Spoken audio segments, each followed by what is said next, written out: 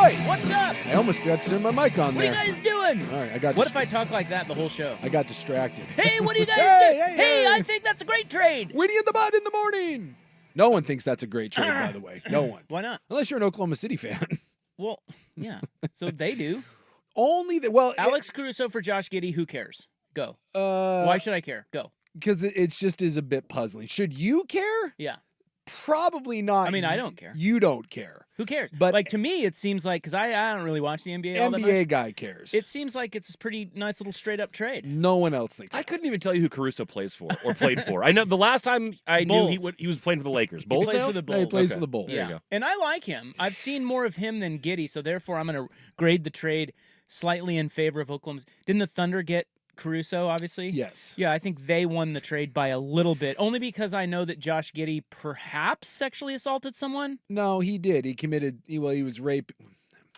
Uh-oh. He was statutory raping. But he didn't know he was doing it allegedly. Yes, he did. Allegedly. And then Wait. the family didn't care and they paid him off. Okay, well then the Bulls win. The Thunder win the trade. Come on, how can the Bulls take that guy? Jettison a pedophile? Yeah. What's the deal with him? Well, he was sleeping with like a 16-year-old, Gross. and then she was posting about it like online and like bragging about it, and then they Would were she like, post offline though?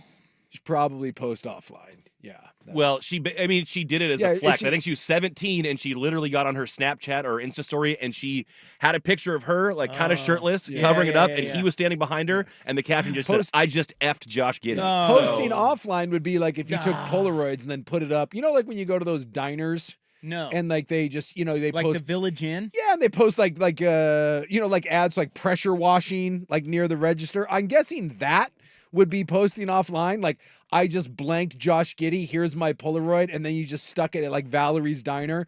Yeah, that would be posting offline. Well, so So, whatever happened with that then? The family just disappeared and was like, and so Josh Giddey was like, here's a check, here's a bunch of money, and Well, that's really gross.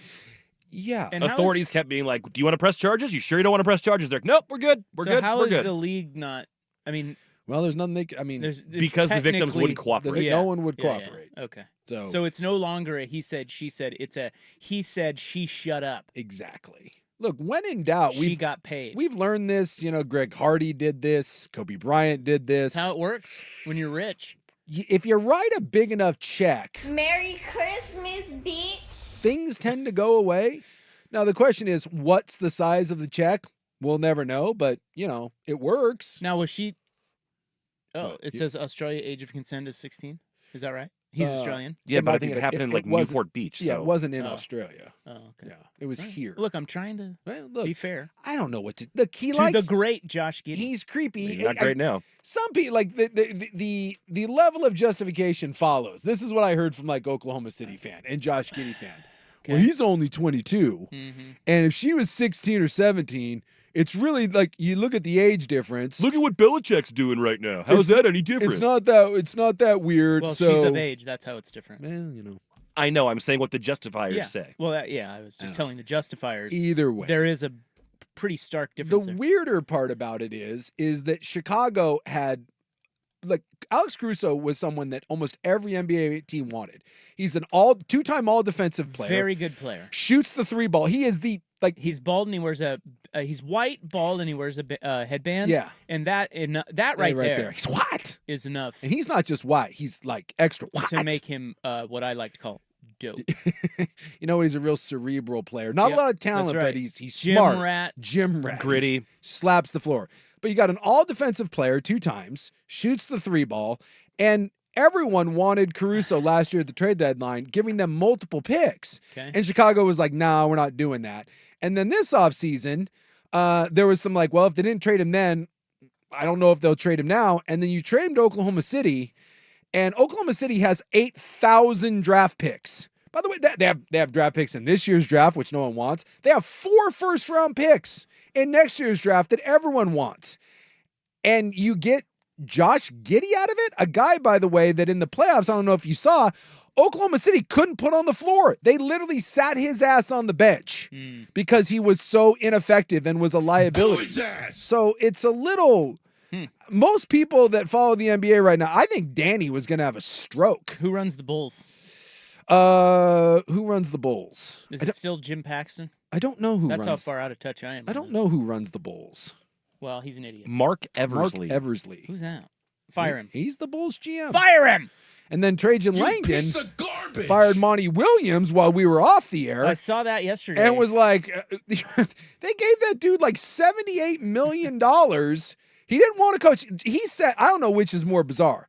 The fact that you turned down a bunch of really good offers for Alex Caruso and then took a crappy offer for Alex Caruso. I'm not sure which is weirder. That or Monty Williams being like, no, I'm taking the year off. I'm not coaching. And the lame-ass Detroit Pistons being like, no, we want you to coach. And Monty Williams saying, no, I'm not coaching. And they're like, how about $78 million? And he's like, cool, I'll coach. No. And then a year later, they're like, fired. And here, by the way, is like $68 million to not coach. So you look at the money he's getting to not coach in New Orleans and the money that he's not getting to coach. You gotta love the NBA. Monty Williams is the greatest American of all time. Well, he is great. He's a former Blazers Love guy. Monty Williams. He was a really nice guy when he was here. And Should they go get him right now? Yes. absolutely. Punt on yes. Chance and go my get God. Monty? Oh my God, yes. Yes. I never even thought about that. Yes, 100 Right? times. I mean, More. 400 more. Yeah. 500 times over, probably. They are giving 100 him times? More.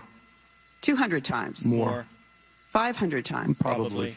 They are giving him. I got to find out what the Suns are giving him. What? But the He's had a rough go too. Remember his wife his died wife died. in a car accident. And that's why he was going to take the year off. And the Pistons were like, no, here's all the cash. And then Trajan Langdon came in and was like, no, but here's $65 million.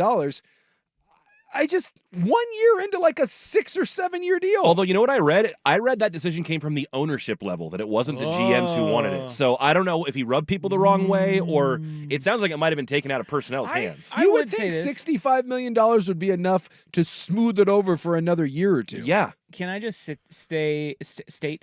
Yeah. State. State. Stoot away. Say. Studist. I'm going to stoot for the record do it. that from what I know of Monty Williams, that guy gives 0 Fs. And so in other words, I think it's possible that there was some friction with ownership because maybe. Monty's like, dude, you want me to coach your team? Let me coach your damn team. And Get out of my biz, and I'll say this too. dude. If I'm not saying Monty Williams did this.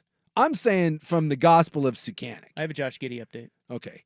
If I had a guaranteed $78 million, you know who else wouldn't give an F of what management Yeah, thought of him? 100%. This guy. Yeah. This is why you can't give that sort of guaranteed money unless like you're just you're like, hey, come hell or high water, we're gonna let this play out even if it's a disaster.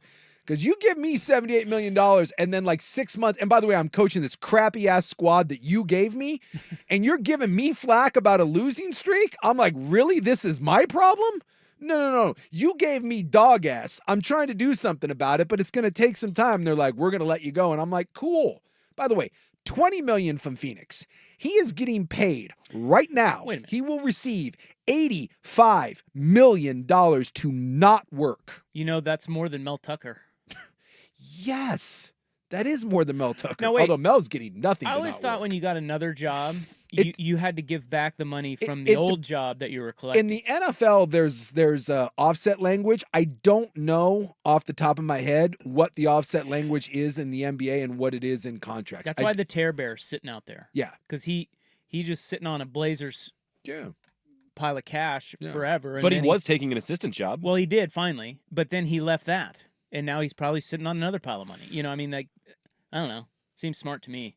I want to be an NBA coach. I should have been an NBA coach, and I would have been so bad, but because I don't know anything. Yeah. But then they would still pay me. Dude, anything where you can show promise like once or a little bit of potential and then Yes. get way overpaid and then fired for I not love living it. up to that, that sounds great. I love it when Kurt remember like Take Kurt that for Rambis? data. He would take the Minnesota job and it would be for 4 years for like 11 million. Everyone's like, why the hell is Kurt Rambis? You know, he's just sitting there like Just count his money. He's like $11 million, bitches. I don't have to work again.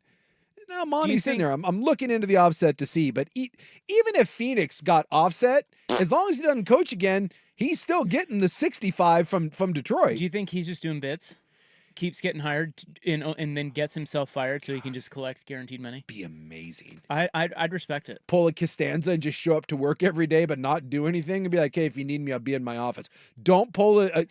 And here's what I'm thinking. If you're Detroit, were you just sending hots at him left and right? Because, Ime Udoka, he got canned for the little, what have you with some side front action. Do you think Detroit wanted him out? So they just were like sending just a bevy of hots, like just throw, like, come on, make a mistake. And Monty Williams is like, nice try. 65 million, baby. Let's go. Josh Giddey update. Yeah. Because I want to be fair. Yeah. According to an article published this past Saturday, Mm-hmm. no, this is last year, Giddey had a very short relationship with the woman. Mm-hmm. With suggestions it was a one-night stand. Giddey was 19 at the time, and the report states he believed the girl was the same age, but that she was allegedly 15 and had lied about her age. He was 19. I thought this was like a year ago. He's like 22. This was- I think it came out a year ago. Yeah. Yeah. So, that takes a little of the sting off. I also think that lowers the price for her. Yeah. You don't get as Although, much. I don't think so, because my guess is they still went to him and was like, you're going to be in some trouble. Yeah, I know, but Like, you're never going to play in this league again. if you lie about surely there's a discount. I would think so, right? Probably. Well, and then there's the Wander Franco situation where, he gone. Well, that's That's a a whole whole. Now, other- see that Yeah. that's a whole. He's kicked out of baseball for good. Yeah, Like he'll yeah. never play again. No, Josh Giddey. I mean, come on. Yeah, he's This fine. is not the Well, same now thing. he's in Chicago. Now he's in Chicago, where careers go to die. Am I Yes. right? Dude, I'll tell you right now, if you're Alex Caruso, think about that lineup you're rolling out there. Yeah, it'd be fun. That defensive lineup, good Lord. That'll be fun. The Dorcher Chamber, and now you got Alex Caruso. The Dorcher Chamber, Bringing guy. Bringing some what along with Chet Holmgren to that squad. Well, Caruso is right. You would think like you'd get like a little bit of a base tan, no, he's a gym rat. There's no There's sun in the there's gym. No sun. No sun. Got to do drills, bro. Yeah, he's not street hooping. No. That's straight in the gym. All right. Well, we were not here yesterday. If you guys didn't know, No. we were off That's why we're sportsing so hard. for Juneteenth, and Yeah, you went to a Vampire Weekend concert. I did, and it was great. And by the way, I have tales from Vampire Weekend. Oh, did we get an over under? Well, you set the over under on 4.5. black people at 4.5. 4.5. I thought it was 3.5. No, 4.5? No, No, he set 4.5. it at 4.5. 4.5. And my wife was on the lookout as well. So we had 6 eyes on the. We were trying to determine if Isaac Robb did the whitest thing possible on Juneteenth. Well, now which- you go into a rich country club and playing golf. Yeah. I mean, that's Well, up there too. to be You've got to fair- kick him off the tour. To be fair, I do know for a fact that country club has 2 Asians and a black. There's Okay. 1 black guy and there's 2 Asians. Okay. So Black, please, thank you, that is please and thank you. that is there. Okay, listen, I have the official tally, Mhm. and I will get that to you later. All right. But it was a great show. They played in Bend Mhm. at the Hayden Homes Amphitheater. Beautiful night last night. I saw them at one of the December Remember shows a few Yeah. years ago. Well, they did that. That was an acoustic show. yeah, they were great.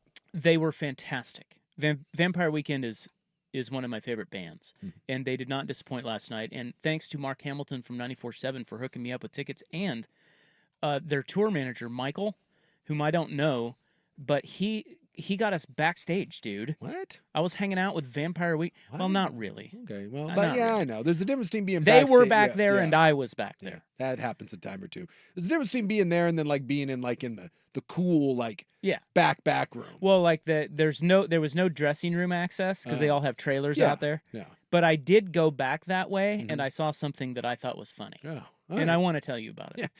I also, again, these are all teases. We can't do any of this now. Okay, we're very big into sports here, so we got to get to sports talk. But Sports. this will be in the club. My wife was very uncomfortable backstage, and I want to know your thoughts because I think it's absurd that she was uncomfortable. All right, I'm intrigued now. And I was not. I'm like, dude, they gave us these passes. Let's see what's up back here. I think I may. She was like, "This is so weird. I don't feel. Am I in the way? I I'm can. like, babe." I got. So I some- kicked her out. you gave her the heave. No, I didn't. I'm just kidding. But we had a good time. So see, I've got. We need to talk about this because I think I've experienced what your wife is going through. okay, Yeah. All right. Well, let's get started with our poll question up next on the Fan. We're feeling a draft.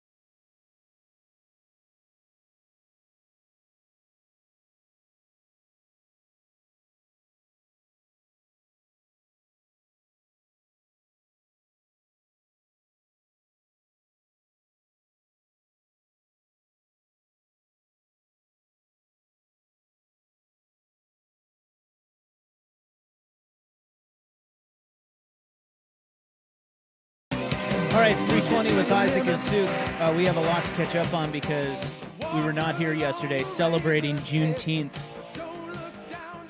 Report on that later. Shamefully in the whitest ways possible. Excuse me. We need to be better. Oh my God. Are you okay? Are you dying? No. Not that I know of. I'm hurt.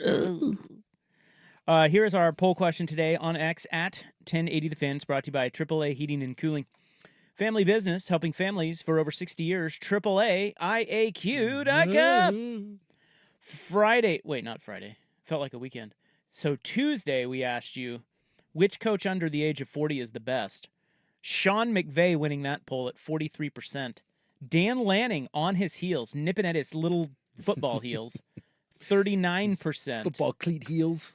Joe Mazzulla way back there at 10%, and no love for D'Amico Ryans, who only gets 8% of the vote. Sad.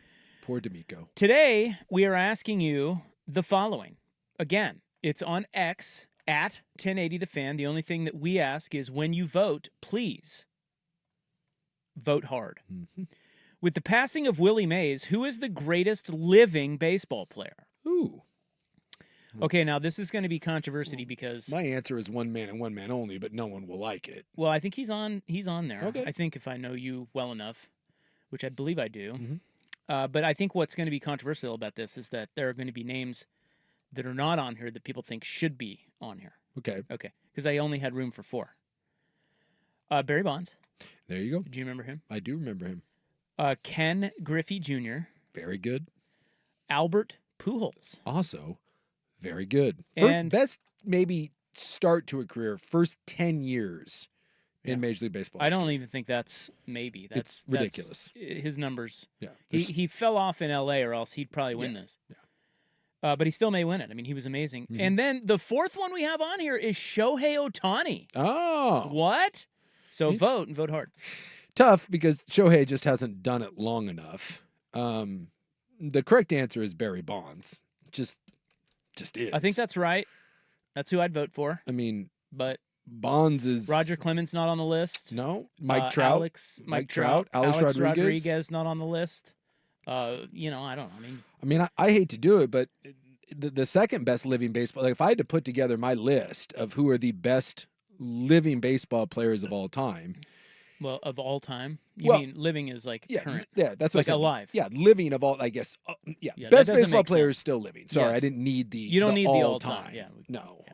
Yeah. Off the top of my head, Of those that are not deceased. it's Barry Bonds, Okay. and I hate to say it, it's Alex Rodriguez. Okay. Alex Rodriguez has better numbers than Albert Pujols. He has better numbers than almost everybody. Okay. And then I would probably say Pujols, and then I'm gonna go Clemens, and then it's probably Griffey, and I'll throw in like a Ricky Henderson, Randy Johnson, got to be in there. Ricky And- Henderson, huh? dude, Ricky Henderson. Still alive? Yeah, Ricky's still alive. Oh, yeah. Dude, You don't hear much from him. Ricky is the balls. And like when we have these conversations, like, and maybe again, he's just, I don't know, he wasn't a likable guy, whatever. But dude, Ricky, he's the greatest leadoff hitter of all time, the greatest base stealer of all time. I mean, he was a precursor to the modern day power speed guys. I mean, he was something special.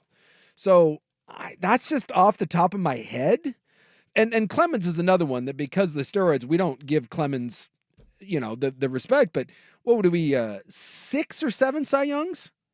How many? I don't know. How many did he get? Let's take a look. Yeah, take a look at that. I'll Because go to internet. if I had to go with one game, I'm taking Randy. If in my lifetime that I watched, if I had to go one game, I'm taking the big unit. 7 for Clemens. But you 7. can't argue. You can't even make an argument that Randy's career is anywhere near as good as Rogers. Roger has the best. It's the best modern pitching career, and it's not even close. Well, that's why it's a good little debate. And then I'm probably gonna have to tuck, like Trout's got to fit in there somewhere. Like and I know he's fallen off with the injuries a little bit, but Trout's tucked in there somewhere. Well, we got a lot of tucking. Yeah, I know. You gotta, I don't know. Like, we want to untuck. That's the whole point of the conversation. So Yeah. let's untuck this. I don't because But I think it's Bonds. because Mantle's dead, right? Yeah, very, very, Very dead. very, Super dead. very, very dead. Super dead. Very dead. Yeah. He probably. Let's guess the date of Mickey Mantle's death. Go. 2008. I don't know. Really? I don't know. What's your guess, Isaac? I have the number up. Oh no, I just looked it up. I already Oh, have it. okay. But I would have guessed 1995, and it's 1995. 95. Yeah, Right. is when he died. Yeah. It was a long time ago. A long time. And so, am I missing? Is there anyone obvious that I have? Well, Because I feel like that's the list, and now it's a matter of tucking and untucking. But I feel like that's the list. CBS Sports did a list by WAR, Mm-hmm. wins above replacement. Yeah, which is kind of a weird. Like some people get all pissy about that, but They have on the list, and I'll just scroll through here: Mm-hmm. Johnny Bench, Barry Bonds, Roger Clemens, Ken Griffey Jr. Bench is still alive. Yeah, he's alive. Ricky Wow. Henderson, Okay. Randy Johnson, Greg Maddox, Pedro Oh, Maddox. Martinez, Mike Schmidt. Get out of here with that. Mm. Albert Pujols, Mariano Rivera, and Alex Rodriguez. That's who they have on the list. So I didn't get Mo. Hard for me to put Mo. I don't know. He's a closer. Maddox. I should have put Maddox on there. I forget about Pedro. But to me, again, Randy and Clemens are the two that jump out at me if I'm going arms. Because at some point, like I'm cutting it off. I'm not doing more than like 8 to 10. And for me, Pedro, Maddox, Mo, they're not making my cut. All right. Well, Jeter's not making. Yeah. Get out of here. no. I mean, Yeah. who does Pujols lead A-Rod in home runs? No, I think Does A-Rod have more? I think Oh, yeah. I think A-Rod's like second or third. Yeah, you're right. Pujols got to 700 though. He got to 700. Which is why like I have a hard time. Dude, I have a hard time underlooked putting here. Griffey ahead of Pujols. I've used that word twice in the last couple weeks. He's overlooked here. Yes. Albert Pujols. Because everyone's like when you ask the modern person or the average fan, they're going to say Griffey. I don't think in good conscience, besides obviously, he played a great outfield. Griffey was not as good as Albert Pujols. He was at one point, but as much as Pujols broke down, you got to admit, after a couple years in Cincinnati, Griffey was not good anymore. Yeah, but I mean, I think Griffey is he's the poster child for having done it clean. Yeah. Whereas if you got a guy like A-Rod or Bonds, a lot of people will choose the alternative of Griffey to those guys because we know, at least with some confidence, he was clean. And we know that those other guys were not. And by the way, With a that lot of son of a bitch Pujols did clip him. Yeah, he got Rodriguez. A-Rod? He got A-Rod. I thought What's A-Rod. the home run list now? So we got Bonds. Yeah, Barry and Bonds. Yeah. No one's catching Bonds. We got Aaron, Ruth, and then Albert. And then you get into A-Rod, that's top 5. And then Mays, Griffey comes in at 7. Dude, if you take the average baseball guy and say, talk about the greatest players of the last 25, 30 years, I think it's a while before Albert Pujols comes up. I think Alex Rodriguez and Barry Bonds are talked about way, way more. And I just don't know that many people could say Pujols is 4th on the all-time home run list. That's kind of sneaky. Yeah. Even for a baseball guy. Pujols his whole career is kind He of was like amazing. Not only was he first 10 years just another level, another world, another stratosphere. He has the compiled numbers that. Well, too. and here's the one. So he's we just did it. He's 4th all-time in home runs, 703. And by the way, never implicated. I know. Yeah, come on. I don't know. He was roided up, wasn't he? He was a big guy. So anyone that played in that era that was a big guy, But he got named in that Mitchell report, right? I don't think so. Did he not? We take a look at it. As far as I know, and again, check me if I'm wrong, Sandy. I don't believe, other than that's a big guy in the era that he played. I don't and being Latin because if the Latin players that stuck to them way more than the Americans. Apparently, Jack Clark accused Pujols of taking steroids Just because he was jealous. And Pujols sued him? Yeah, well, Clark got fired. He was on his radio. I guess he Yeah. had a radio show, Jack Yeah. Clark, and he got fired. But that's what I'm talking about. It's like there's no way he can do that clean. Maybe he did, maybe he didn't. But nothing ever stuck to him. You're right, though. This Jack Clark is the only thing, the only allegation. I don't think he was ever caught or named or tested in anything And that he said he and did. he never went. All And right. he never went on any of those. Like he came into the off season and then like showed up for spring training and was like, "There's 30 pounds," or the other way, where it's like, "Hey, you got really thin," and he broke down towards the end. So he's 4th all time in home runs. Do you know where he's at in RBI? 3rd? 2. Yeah. So What I was. about hits? How many hits did he have? Let's look up. He got to 3,000. He did? Yeah. Damn, dude. I think he got the whole meal deal. So I always say that about Rodriguez. Like A-Rod's resume is stupid good. I mean, it's absurd. And by the way, A-Rod was a Gold Glove defender at one point. Pujols was not. But Pujols actually, when you look at it, his numbers, he nicks Rodriguez. He nicks him in RBI because A-Rod is fourth, Pujols is second. We mentioned the home runs. A-Rod is fifth, Pujols is fourth. And Pujols certainly isn't hated the way that that Pujols is. So Pujols goes ninth in hits, 33-84. I mean, so you're fourth, second, and That's ninth. why I put him on the list. In all-time categories. And then average, Alex Rodriguez, by the way, 22nd in hits, also got to 3,000. I mean, their resumes are just... What's Albert Pujols' career BA? 320? Let's look at... 310? Let's look and see what he was. 317? I'm going to go 308. Yeah. I'm just... Because I think towards the end, I think his career... I'm guessing some of those seasons hurt him. Yeah, but he hit like 360 several years. Yeah. Well, I mean, What do you got? couple batting titles. I gotta What do pull you got? this up. When What I do you clicked, I hate when you What do you click got? on it and you What do you got? you bring up a bunch of crap I don't want. What do you got? Hang on, ads. do you His career average. Where the hell is it? Is this taking far too long? It is taking Should far you- too. Baseball reference, man. That's where I finally got there. 296. Oh, wow. Didn't even hit 300. What a bum. It didn't even hit 300. All right, well, vote. It's on X at 1080 The Fan with the passing of Willie Mays, who's the greatest living baseball player, Barry Bonds, Ken Griffey Jr., Albert Pujols, Shohei Ohtani. Coming up next, the Lakers have a new coach. Finally. Here's Buck. Now, from the Fan Sports Desk,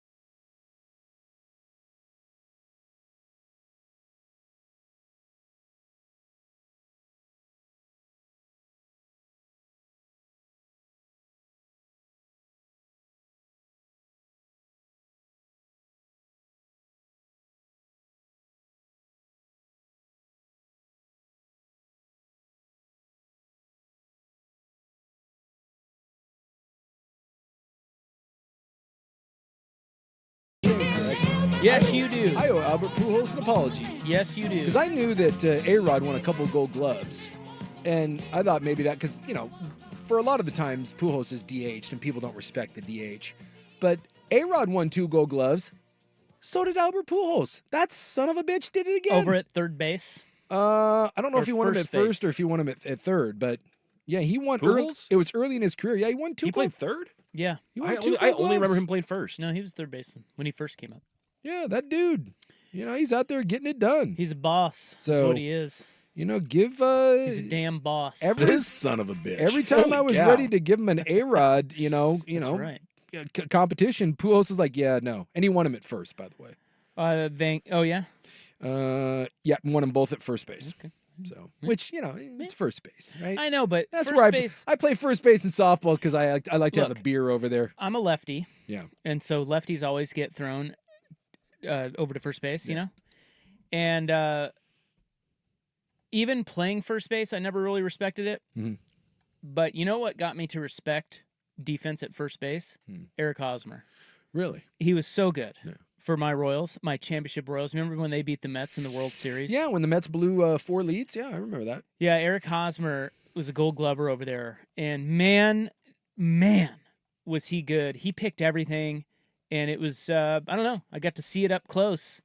It kind of feels like with How first big of a base, difference it was. it's not the difference between a bad and an average first baseman isn't great, but that a good first baseman makes a huge Stands difference out, to your yeah. team and your infield. It just it doesn't do any it sours like when you've got a guy like you got like a big fat guy and like he can't DH anymore. And like when they would play in the National League, so they you stick him at first base. Look, the big kid that played the tuba and hit home runs. Mo Vaughn. Yeah, you stuck him at first base. Remember when like David Ortiz had to play first? Like, oh man, just I don't know, go play first. Hey, I'm old and broken down. Papi. Go play first base.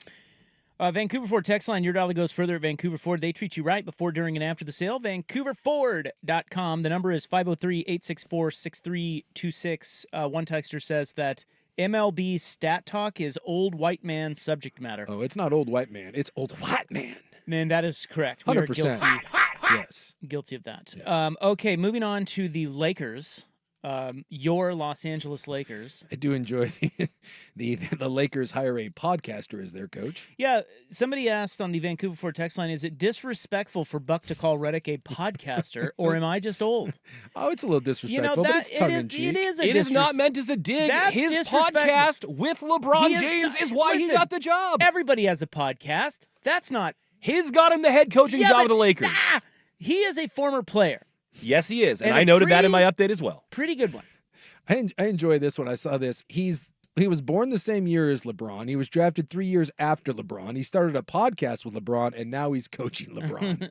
I just think of that. I think of that Paul Rudd meme where he's like, "Who would have thought we'd be here? Look Nobody. at us. Look at us. Look at us. Look at it. Look at JJ Redick." And then we had that weird Dan Hurley thing, which no one can figure out if that was real or not.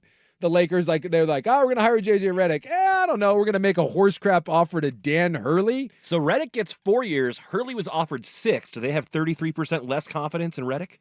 Well, yeah, I would think so. Yeah, probably that's about right. And do we know what he's getting monies? Do we know? That hasn't been say. disclosed yet. I don't think we've seen I that. still contend that the Dan Hurley thing was, they knew that Hurley would only leave if it was just a Herculean offer. They weren't going to offer him a Herculean offer. So they were like, look, this is going to tell Reddick, take a seat, buddy. Like, you're not in charge of these negotiations. You think they called him buddy? They said, buddy. He said, listen here, Hey, chief. hey, buddy. Hey, pal. We You want to gotta- hire you as our coach, buddy. Yeah, listen here, shiver shorts. You're a little big in your britches right now asking. So they call up Dan Hurley, and Hurley's like, yeah, I'll listen, if it's right. And so they fly him out there, and they make him an offer that he knows he's going to turn down. And they go to Reddick, and they're like, man, you weren't even our first choice. Like, this is what we were offering Hurley. Let's lower this down a little bit. You come to 4 years, a reasonable amount. I'm guessing that for the most part, this was the Lakers' plan from the beginning. They used Woj and Shams as smokescreens. So Reddick is 39. They say that they will prop him up with a very experienced coaching staff. Yeah, they got and a defensive coaching staff as well, which is why I thought maybe if they moved a little faster, Van Gundy was out there, and Van Gundy was looking to get back in the coaching game. You would think a guy like that would have been perfect for the Lakers staff. That would be a great guy to lean on who doesn't need to be the guy. but certainly has been around the block, knows a thing or two about coaching. But they'll go find maybe a tear bear. What's Stotzy baby doing? They can come in and work under Reddick. He'd help Reddick a lot. I would think so. Yeah. I would say when you want a couple guys that have some ego in check, although Tear Bear, just don't yell at him. Don't just don't scream at him. You'll be fine. But I'm sure there's a lot of quality guys that are out there that can help someone along. And then like what they did with Chauncey Billups, then fire them all at the end of the year. Well, I think it's interesting that why is he your head coach if you have to surround him with other more seasoned coaches? Yeah. Why don't you just hire one of the more seasoned coaches? Because that's I don't he understand. does a podcast with LeBron. Maybe that's what it is. LeBron James. LeBron wielding his power yet again. We talk about this all the time, but people say that the main task that you have to do as an NBA coach is just player management. And you have to be someone that can have the respect of players and have the pulse of the team. And maybe they feel that Reddick is that guy and that he can grow and evolve into more of an X's and O's guy. But just the personality is there to guide it. And he has LeBron's respect. And honestly, isn't that the biggest thing? Is you get buy-in for all of LeBron's greatness, dude, that guy is a coach killer. Yeah. And so, at least for now, you don't have to worry about that. It feels like he's a kingmaker. He picks you, and you get his respect for about 20 games, and then you got to show him what you're really made of. Yeah. Well, the Lakers have not had a coach stay longer than 3 years since Phil Jackson. Yeah. So, and I'm guessing Reddick won't either. But maybe I'm wrong because of the LeBron connection. Although I now that Reddick's there, and you would assume that LeBron's hand is somewhere where the sun don't shine. I'm waiting for Bronny James to be picked number 55. Come on down. Riddle me this: who's there longer, LeBron or Reddick? How old's LeBron now? LeBron's got maybe 2 years left. I think he's 40. He's 40? I think so. Whoa. I think he turns 40 this year. That escalated. Yep, he'll turn 40 on December 30th. So he's 39. He's 39, but next season, in the middle of the season, he'll be 40 years old. Well, he's in good shape. He's in great shape. He's still got a lot left in the tank, it seems. He's probably chasing more records because, that's how he rolls. Mm-hmm. So I'm going to say LeBron plays 4 more years, 3.5 more years. He played a 44. Well, I mean, he's LeBron. He can probably do whatever the hell he wants, really. Probably. He could play to 60 if he wanted. Yeah, Nobody's going to say no to him. Keep pumping whatever it is you're pumping in the offseason, man. I just think to answer your question, I think I'm going to go with LeBron. I think LeBron outlasts Reddick. LeBron will outlast another coach. For my final trick, I'm reaching into my bag and flushing one more coach, this one with a podcast with me. Now, is it awkward? What if they hire Bronny? Wait, hear me out. Oh, I like where this. I already know where this is going, and I like it. What if LeBron gets Reddick fired in a couple years and they bring in Bronny as the coach? Yeah, because he can't play in the NBA, but you know what he can do? He can coach. He can advise. Well, he's got that great basketball IQ. You heard about it on nearly every broadcast. Oh, That's yeah, right. He's very smart. And he's an athlete, even though he's not really good at the game of basketball. I just think it would be amazing, like, if LeBron gets him fired but keeps doing the podcast with him. Like, you show up the next day after firing him, and LeBron's like, it's a tough one, man. Let's get into it. It'd be like when Will Smith's wife stooped like 9 other dudes and then went on that talk show with Will Smith. Yeah, and talked about it. She sat her husband down and was like, how did it feel when I slept with our son's friend in front of you? Will, talk about that. It'd be the same sort of thing. Hey, JJ, how did it feel to get flushed from the only coaching job you'll ever have? And knowing that more than likely I was responsible for it. Let's discuss. That would be a podcast I would tune in for. All right, who are the other former players hired with zero, and I mean zero coaching experience, including being an assistant? We've got that list next. It's 3:47 on the Fan. We're feeling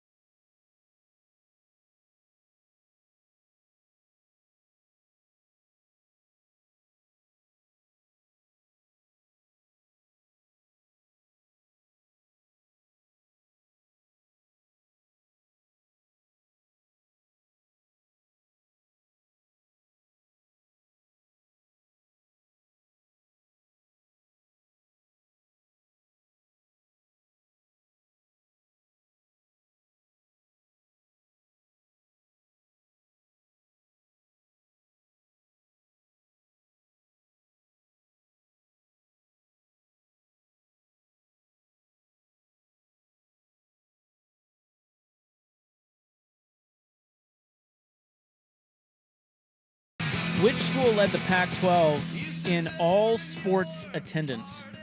I'll have that next hour. But we're talking about J.J. Redick. He got hired as coach of the Lakers finally. So he's going to go coach them into the ground probably. I love that we continue to try to make the Lakers a thing.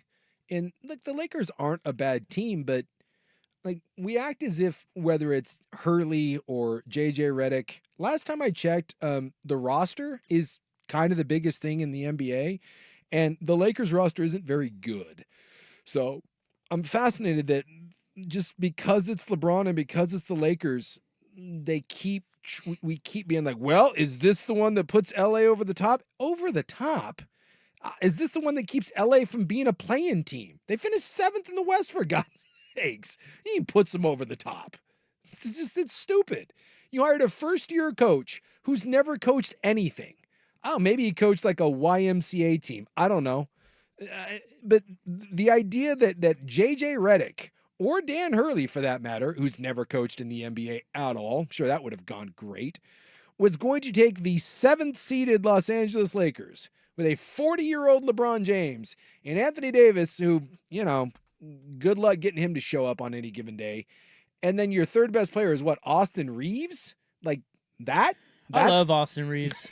That's beating Oklahoma City, Denver, Minnesota, the Mavericks, the Clippers. Oh, not to mention the Celtics, the Bucks. Come on. Get out of here. They're saying that Redick had a bunch of offers over the years, and much like Steve Kerr, he kind of held out. Yeah. And chose L.A. Yeah.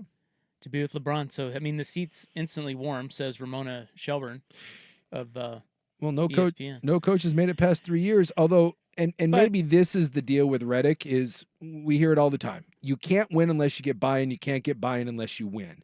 But going to L.A. with LeBron, because if LeBron has buy-in, then everyone else has to fall in line, right? You can't say anything when LeBron says shut up and listen to the guy.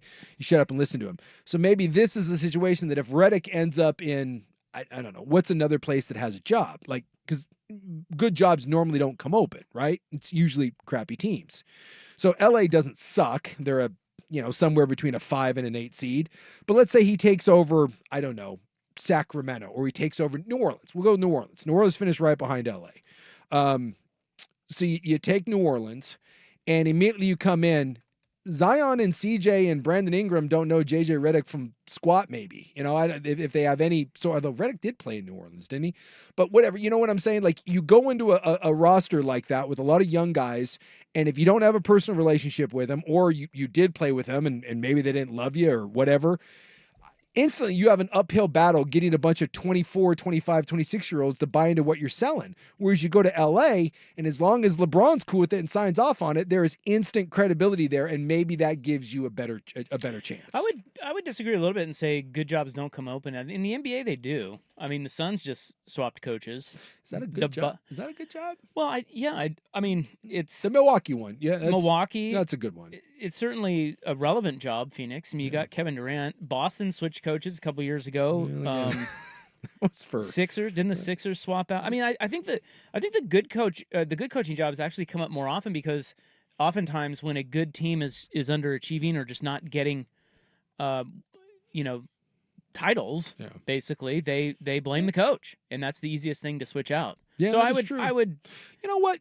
Much like my Albert Pujols, Alex Rodriguez, you've convinced me. Well, we're only an hour in. You've been wrong twice. I roll back. Yeah. But at least you can admit it. Yeah. Now, me, I'm never wrong. Because you think about it, that's, I guess, it just, in my mind, most of the time that jobs do come open, and I still think it's the vast majority of them, they're terrible jobs. It's the Charlottes and the, places like that because they just stink. That's true in the NFL, too. A lot of bad jobs out there. But you're right, in the NBA, maybe, again, because of the pressure and it's the easiest guy to blame, there are better jobs that come rolling out there. Now, the list of, I saw a list of the other coaches besides JJ Redick who are former players who have been hired with zero coaching experience in the NBA. Mm-hmm. And that means head coach or assistant coach. And the list is 4 long, Redick being the 5th. Mm-hmm. Doc Rivers. Really? Yep. I didn't know that. Larry Bird. I do remember that one. And Larry, by the way, Larry was a good coach. In fact, watch me be wrong for a third time today, which is In an shocking. hour. In an hour. Wow. Yeah. Dude, I'm having a banner run. I believe that Larry Bird was named NBA Coach of the Year. Larry was a good coach. We're going to have to check you on that. Yeah. Because most great players, the Magic Johnsons of the world, they don't make great coaches. Who took the Pacers to the finals? Is that Bird or somebody else? One was like Rick Smits?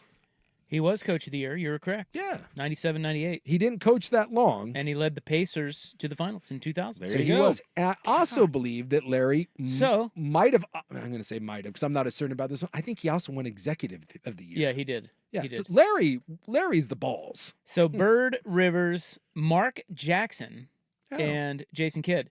And all of those guys, pretty good coaches, Well, and you know. yeah. And Kerr is not on the list, and I wondered why. I still kind of don't know why Kerr isn't on here, I thought he should have been. but I think it's a technicality. I think the reason Steve Kerr isn't listed here is because he had previously coached the Warriors Summer League team, and so I think they're counting that as, quote, NBA Well, experience. Chauncey had one. Chauncey had 1 year. He did? Yeah, he Oh, annoyed was his. he an assistant? He annoyed his way into some sort of weird quality control thing on the Clippers staff because of a personal relationship, Oh, and then that's the right. next year he got hired. Yeah.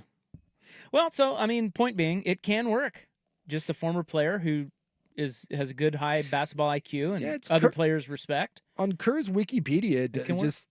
it just says Golden State is his only job. Yeah, but like I said, I think it was the summer The league. Summer League. So we give him credit for that.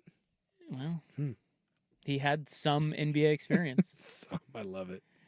All right, coming up next, who led the Pac-12 in all sports attendance? I got two teams I'm gonna throw out there. We'll get to that when we return. It is 3:58 on the Fan. With another day off for the Stanley Cup final, plenty of footy and baseball on the docket. I'm Chris Mack here to help you beat the books with BetQL, the BetQL model, all over an MLB play for you today. Didn't think the Dodgers and Rockies would give us this much drama this week, but here we are, the cap to a 4-game set in Colorado. The BetQL model likes the Dodgers as a 4-star play following that 7-6 walk-off loss last night. I'm Chris Mack. Bet smarter and beat the books. Download the BetQL and BetMGM apps today. For the ones who know safety isn't a catchphrase, it's a culture. And the ones who help make sure everyone makes it home safe.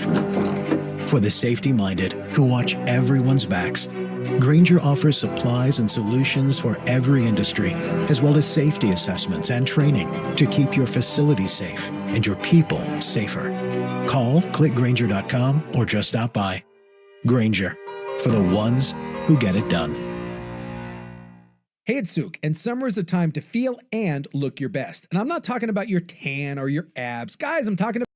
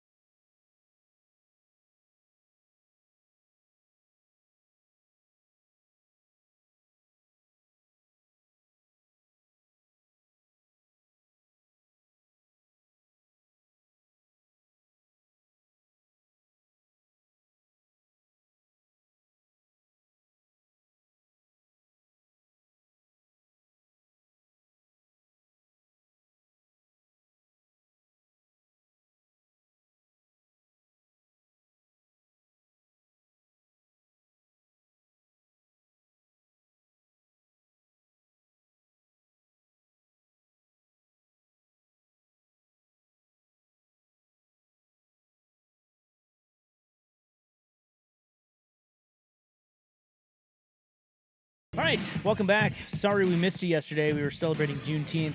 It's Roppin' Souk. What's going on? We've got In the News coming up here in about 25 minutes. I do so love ITN. We have audio today, elk calling audio Yeah, we're elk mating. for you guys. It's That's right up your alley. I thought you were taking up some elk hunting this summer. I'm not. No, No, I don't hunt. I thought you'd be going out with Dave Bartu. I'm not a hunter. I'm trying to think of any activity that I would rank below hunting for you. Like if I'm putting odds, like with the odds to be the next Lakers coach or now the next Laker Pistons coach. If I had to put the Vegas odds on the next Isaac Ropp activity, I do believe It's way down there. hunting might be Way down there. the darkest of the dark horses. Way down there. Because I'm just I can't think of a scenario in which you would agree to go shoot an elk. Ooh, I want to think of a Shoot scenario between now and the end of the show, something Isaac would like to do less than go on an elk Yeah. hunt. Yeah. I think you And guys, that's a pretty That's hard to good- do. By the way, it can't be like, No, not obscure, like a regular person yeah, thing. like a regular person. It can't be like, some sort of sexual torture. Like, it's Right. Wait, whoa, whoa, whoa. Something that whoa, wait, ooh. A dungeon sesh?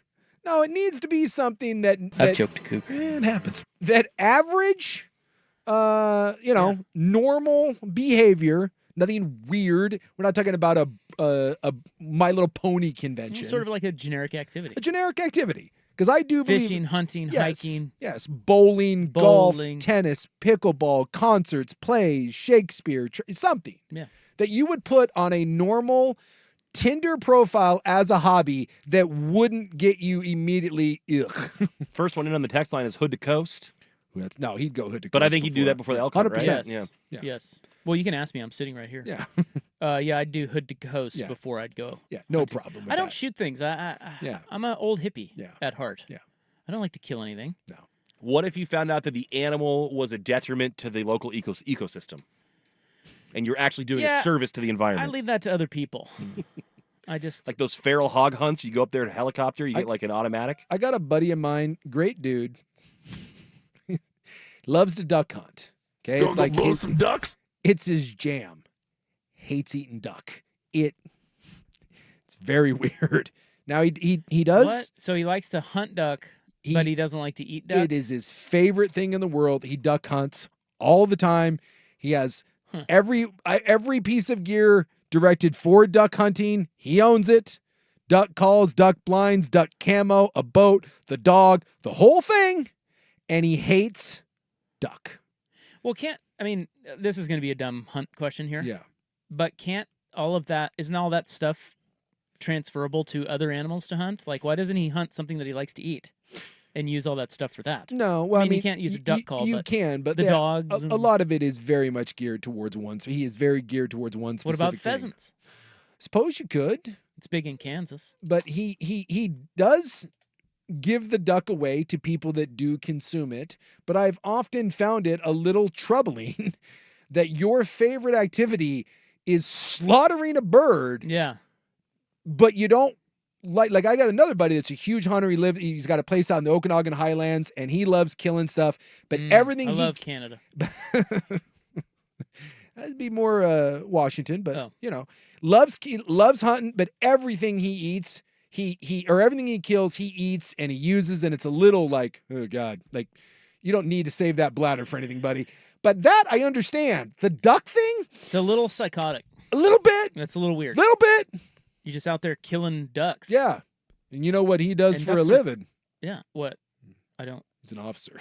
It's, Of a course. little weird. Little weird. Great guy, for the record. Great guy. Trust him with my That's what life. they all say. Little weird. Little weird. You like to murder ducks. You don't like to eat duck. Boy, I tell you, we've got a pretty good one on the text line that's up there. Ooh, something you would have to hunt and kill something. I know, and I don't want to do that. But Interesting.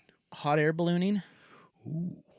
People do like the hot air balloon. I'd rather have feet on the ground. It's close. I And gotta you're think. gonna have to blow Bambi away. Well, I'll miss him. I'm not gonna. No, I no, don't no, shoot guns. no. I'm not gonna kill anything. That I'll miss him on purpose. That animal is dead. I'll be like, darn it, guys, I missed him again. Or at least your partner is killing the animal and you've got to help him clean it. Yep. You Yeah. got to get up there. You got to Yeah. slit the throat. Maybe I'll go ballooning. Yeah, you got to drain the blood, my friend. No, I can't do that. I'm not in. I'm not So in. you are hot air ballooning. Yeah, Oh God, I was impressed there for a minute. I'm like, hot air balloon. that's pretty good though on the surface. I ain't getting in that thing either. Spin off of one that came in here. It said Rob becoming souped up car guy, but what about going to like a street racing event with a loud muffler, with just like What droves do of loud you muffler do? guy? That's a boy. Well, I do like the outdoors. No, we're talking city street racing, loud mufflers, lots of them. Tokyo Drift style. I might rather be outside No, you got to drain that animal. with a 22. You're killing that thing. You don't get out of that. You're going hunting. You're responsible for animal death one way or another. I can't go to one of those Tokyo. What are they? Tokyo Drift rallies or what do they call them? It's just like a street race. Street racing. I'm not. Boy, this is fantastic. You got what do? You gonna cut an elk's throat and drain the blood? No, I don't want to do that. Some people make you take a bite of the liver when it's your first time hunting. Who are these people? That a lot of people make you either drink a little bit of its blood or take a bite of the liver because it's like the spirit of the animal. Hold it still beating heart. And it's your first time. God. I'm telling you, I had to do it. Why do That's a people do real this? thing. Why do you guys do that? You guys are weird. To be one with It's nature after weird. you've murdered it. Yeah, so it's just weird. It's odd. All of it's odd. I didn't have to do the liver thing, but I did have to drink some blood. Anyway, it's pretty gross. You didn't answer the question. Well, what's the question? What's You're street racing, or you're killing an elk? You're elk hunting. I'm going to the street race Wow. You think you'd become loud muffler in my guy? Toyota Highlander. I want so much. Show up with my ping hat, No, my Toyota Highlander with my golf clubs in the back, and be like, "Hey guys." I wanted you to have the electric vehicle still. Didn't your wife have like a Nissan Leaf? She did, yeah. She got rid of it. She hated it. That would have been the best. Roll up to a street race in a Nissan Leaf. Ping Well, hat, I mean, the let's street go. racing thing, like, I don't really get. I don't think it's stupid. I don't really get it, but it's just, it's kind of harmless, maybe, right? I think so. Yeah, it's just I don't know. they drive around in circles and go real Cool. fast. I can do that. I'll do that. I thought we may have had one there, but no. Nope. No. Hunting still lasts. It's still no. Someone will come up with something. Ocean kayaking. Ooh. Someone said participate in an upcoming insurrection. I might pivot that. How about a Well, that's not specific campaign speech? Would you attend a? Nah, No, those aren't normal. Those aren't things. normal. Those are very. Nobody The normal country goes is No normal. one shows that, and no one's like, for a hobby. What do you do for a hobby? I go to political rallies and I go to Right. That's not a Oh, hobby. nobody does that. That's not a hobby. Nobody. Insurrection is not a hobby. It's just not. That is true. It's not. It's not a hobby. Well, I think it might be for some, Well, but not this guy. no, we're not. No. All right. Well, now we've killed a segment. Sorry, we got derailed. I think that was an excellent use of our time. I don't hate it. Imagine Rob in a Subaru WRX big spoiler coffee can muffler. Yes, yes, yes.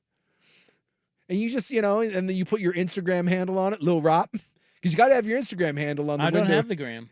Well, we need to get you one. And I'd like to go El Rapo. Okay, but remember, it won't be your Or Instagram. I'll probably I'll go with the Saatchi. Saatchi. I saw a listener at the Vampire Weekend show, Yeah. and all I hear from behind me is Saatchi. Whoop, whoop, whoop, dump. Dump it, Dump it. Buckley. Dump. Holy God. jeez. Pay attention. Whoops. Sook's an idiot, and he said the F word. You weren't even listening. I got 8 seconds and I was cutting audio. All right. Well, Whoops. hopefully we caught it. I was about to say blank and beautiful that Yeah. someone dropped an Asachi. Yeah, they did. They're great. A Whoops. fine listener. Been Good- listening to us since day Good one. job, Buck.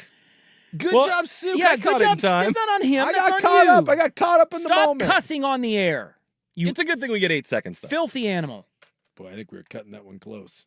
Yeah, that was pretty close. Well, we kept looking over at him like, are we gonna? But, I mean, come on. Is the F word really going to... I mean, are you so offended? no, they hurt my Oh feelings. no, they were hurting you so bad. Oh no.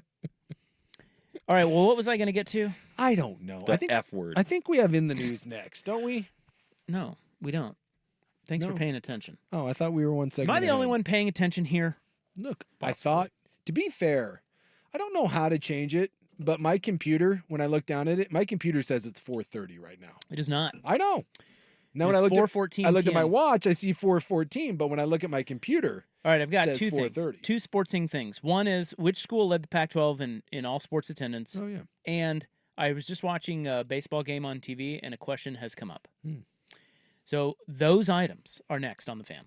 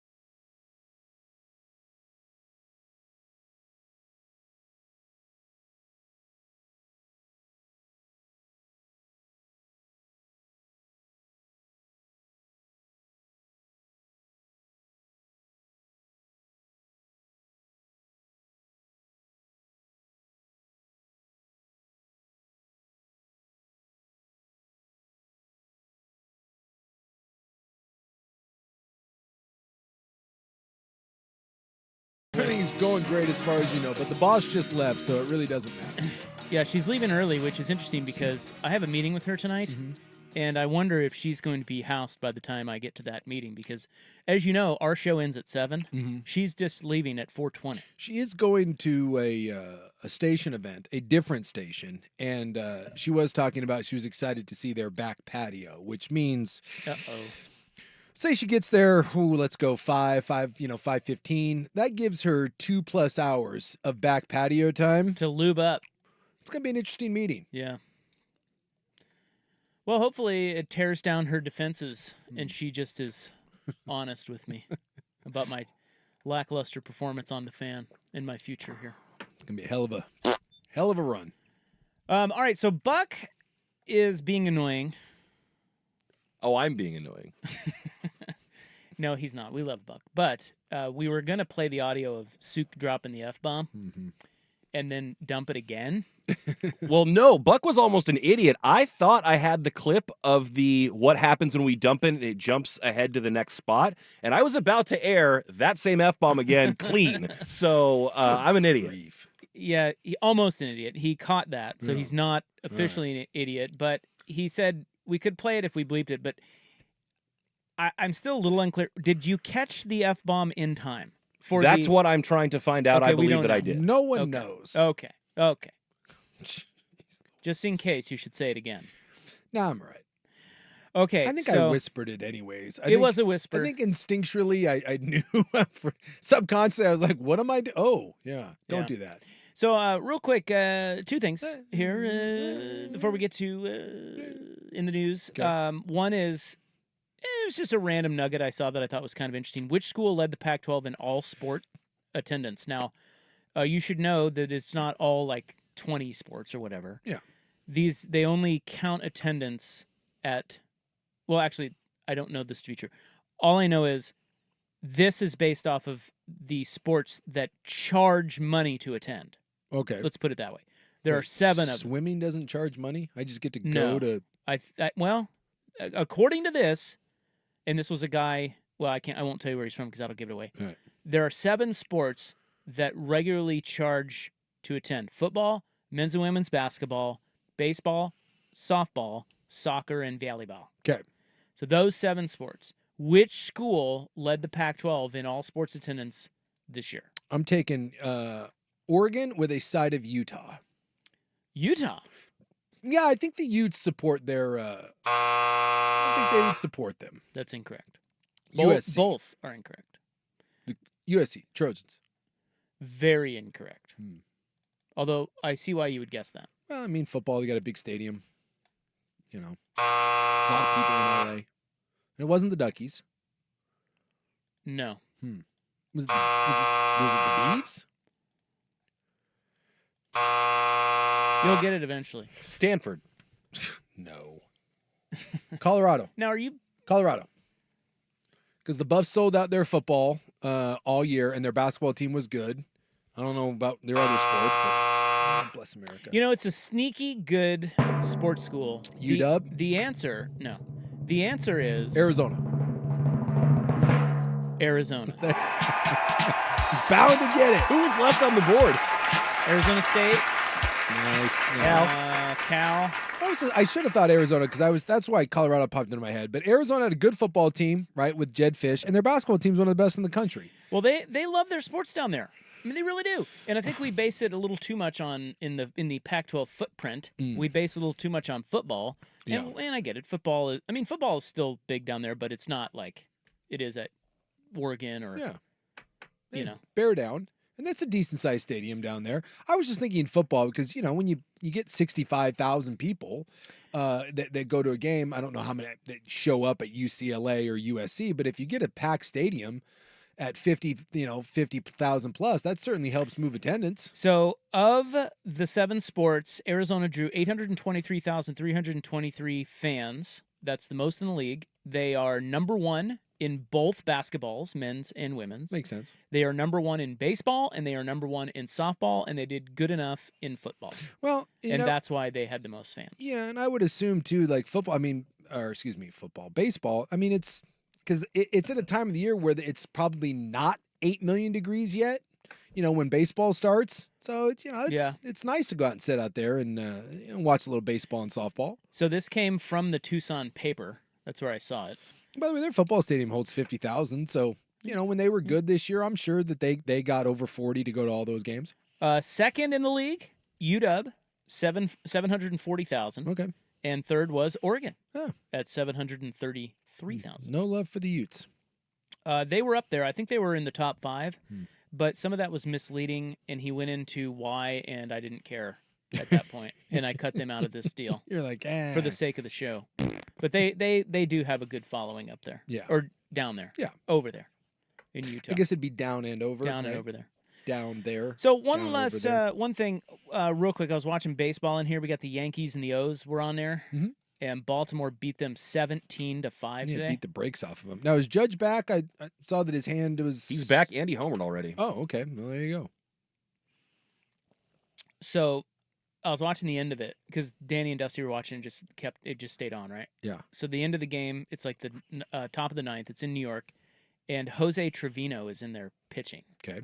And I don't know if you know who Jose Trevino is, but he is a catcher. I was going to say position player, right? Position Yeah. player. So when you're down 17 to Yes. 5, you break out the position player. Correct. It happens. And he did fine. He pitched an inning, gave up 3 hits, loaded the bases, but only gave up 1 run. Oh. And he did exactly what he was supposed to do, and that is save the actual real arms on the team Yes.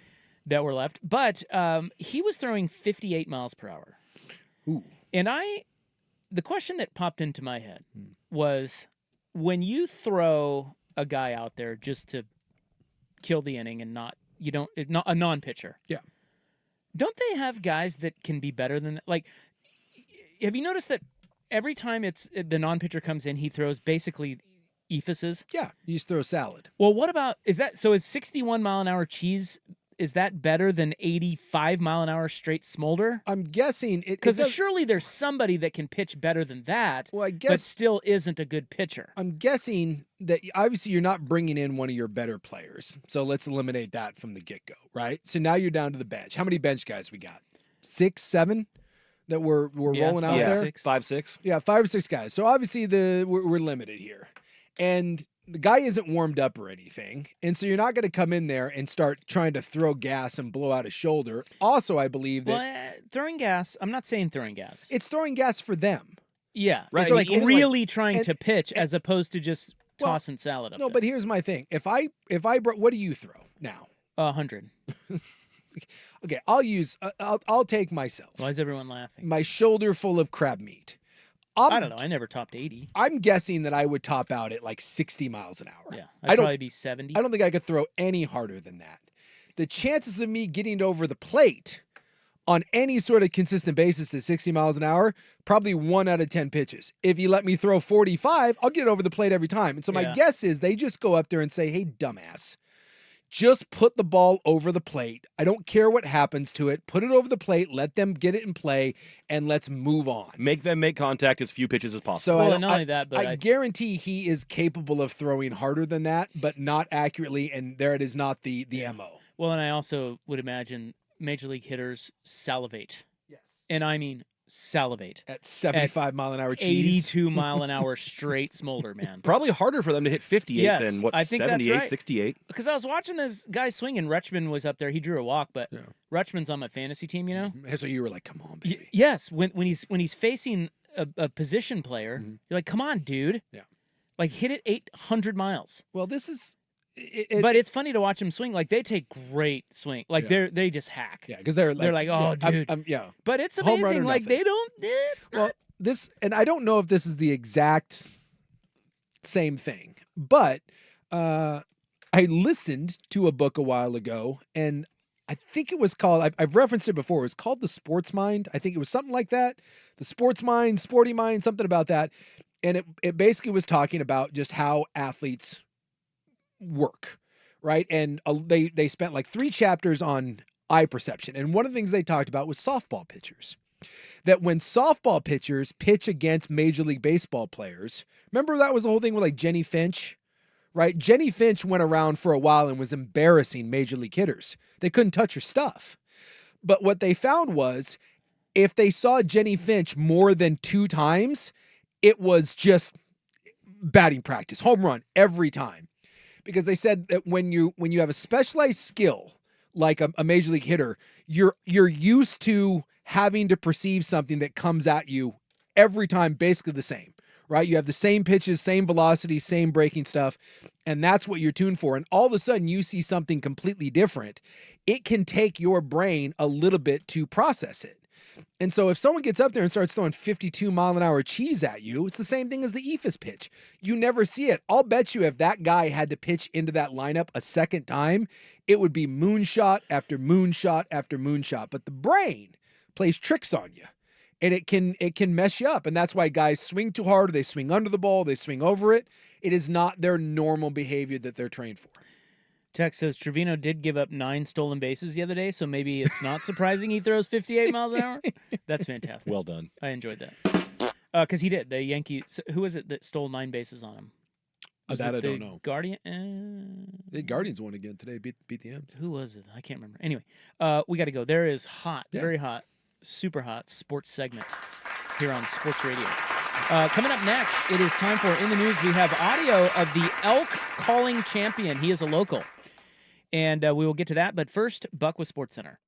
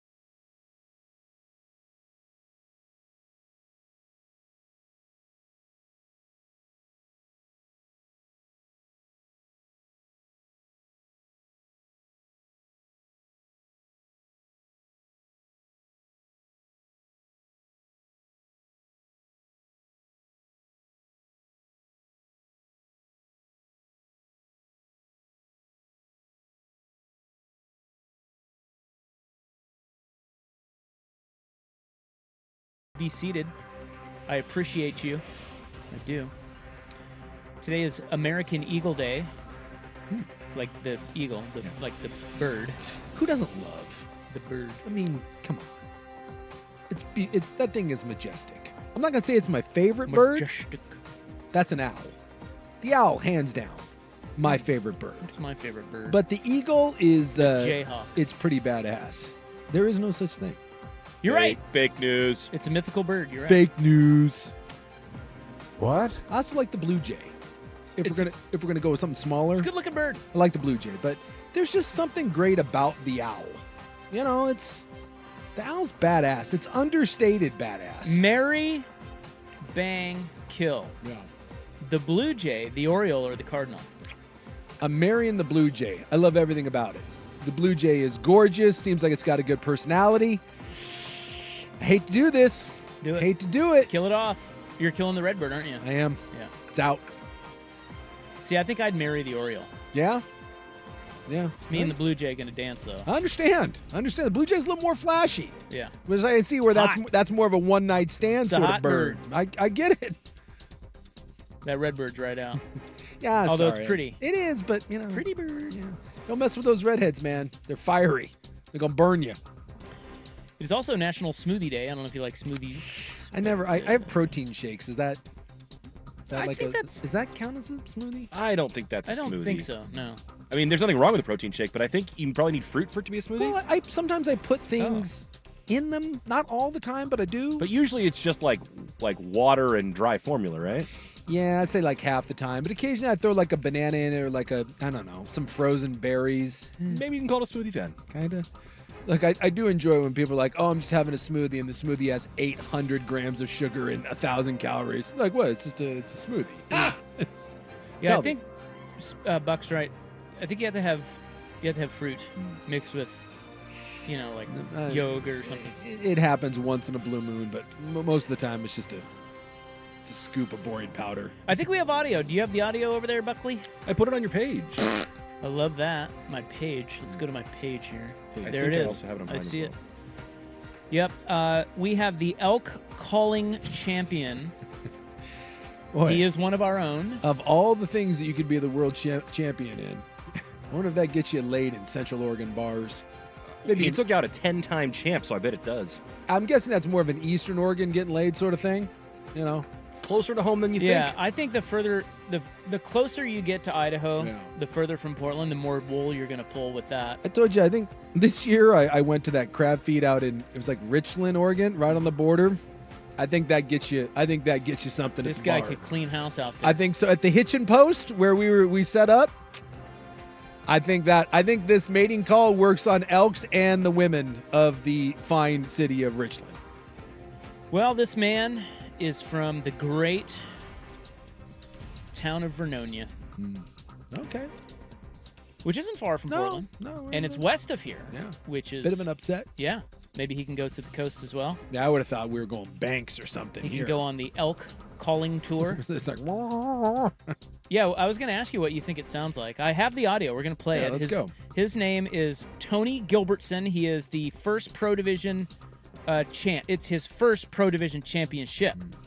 Now, what do you think this is going to sound like? So go ahead and. I've heard elk mating calls before. I've heard that in the So were rut. you close? It is kind of it's like a bugle sort of thing. Okay, So, let's take a listen. You want to take a listen? yeah.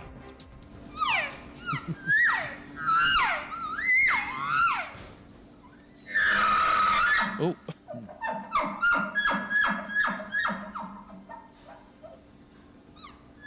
That's different than what I remember. sounds like a bird. A little bit. Is this the female or the male?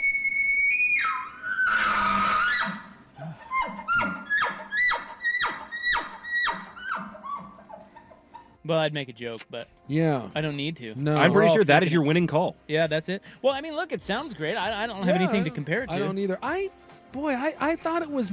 I'll trust the committee that gave him the title. Yeah, maybe I'm thinking of a different bovine creature mating call, but I would not have pegged that for an elk. And again, female, male, it doesn't matter. That's just an elk. I don't know. Great. It got one guy aroused. Uh-oh. Some- Gave him a boner. Someone's out there all hot and bothered. Well, it was kind of hot, if I'm being honest. He beat the 10-time world elk calling champion. Beat him. This is like when Joey Took him out. Chestnut took down Kobayashi. That's right. Do you think he did? Who do you think you are? I am! By the way, if this guy from, what was his name? His name's Tony. Gilbertson.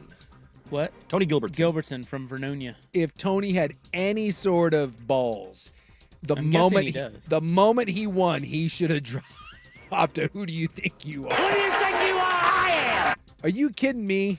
That would have been phenomenal when they hand out the gold medal. Turn to the other guy and drop one of those. I am. Phenomenal. Well, congratulations. He does look exactly like you would think he would look. I think they're all He looks like Sukanik, right out of Central Casting. except his beard is gray. Well, Well, salt and peppery, mine's getting there. kind of like me. Starting to get those side chop grays. Hey, do you guys like travel? Love it. Me too. Would you believe we had the busiest travel days ever recently? Would you Really? believe that? Would you believe that? You believe that? No, I wouldn't. Okay, well, the TSA Hmm. begs to differ. Well, go TSA. So we will get to that when we get back. It's 4:44. This is In the News on The Fan. This is the Fan's Window into Sports, a view into today's top stories. Brought to you by Window Nation, online at windownation.com. They have really put themselves far behind in this coaching search, put Trajan Lang, their new president, in a very difficult position to start a coaching search a week from the draft. Oh, that's Woj right there. Yeah, that's for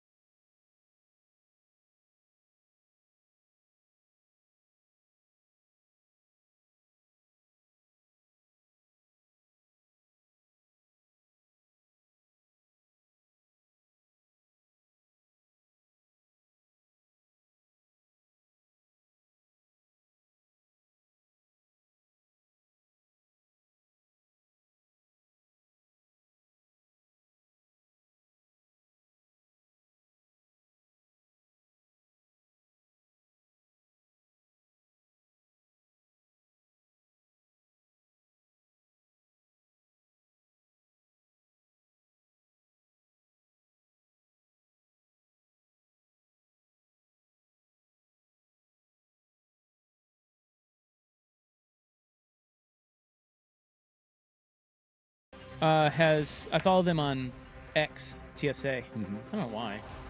I don't know. I have a bunch of those random follows. You ever does something pop into your timeline? I mean, I get they have the algorithm and everything. Sure. But do you ever get surprised that you follow somebody all the time? Do they auto follow for you No. at times? No. So somewhere along the way, I hit follow on TSA. Well, see, here's the thing. There's two tabs at the top of X or Twitter now. One is following and one is for you.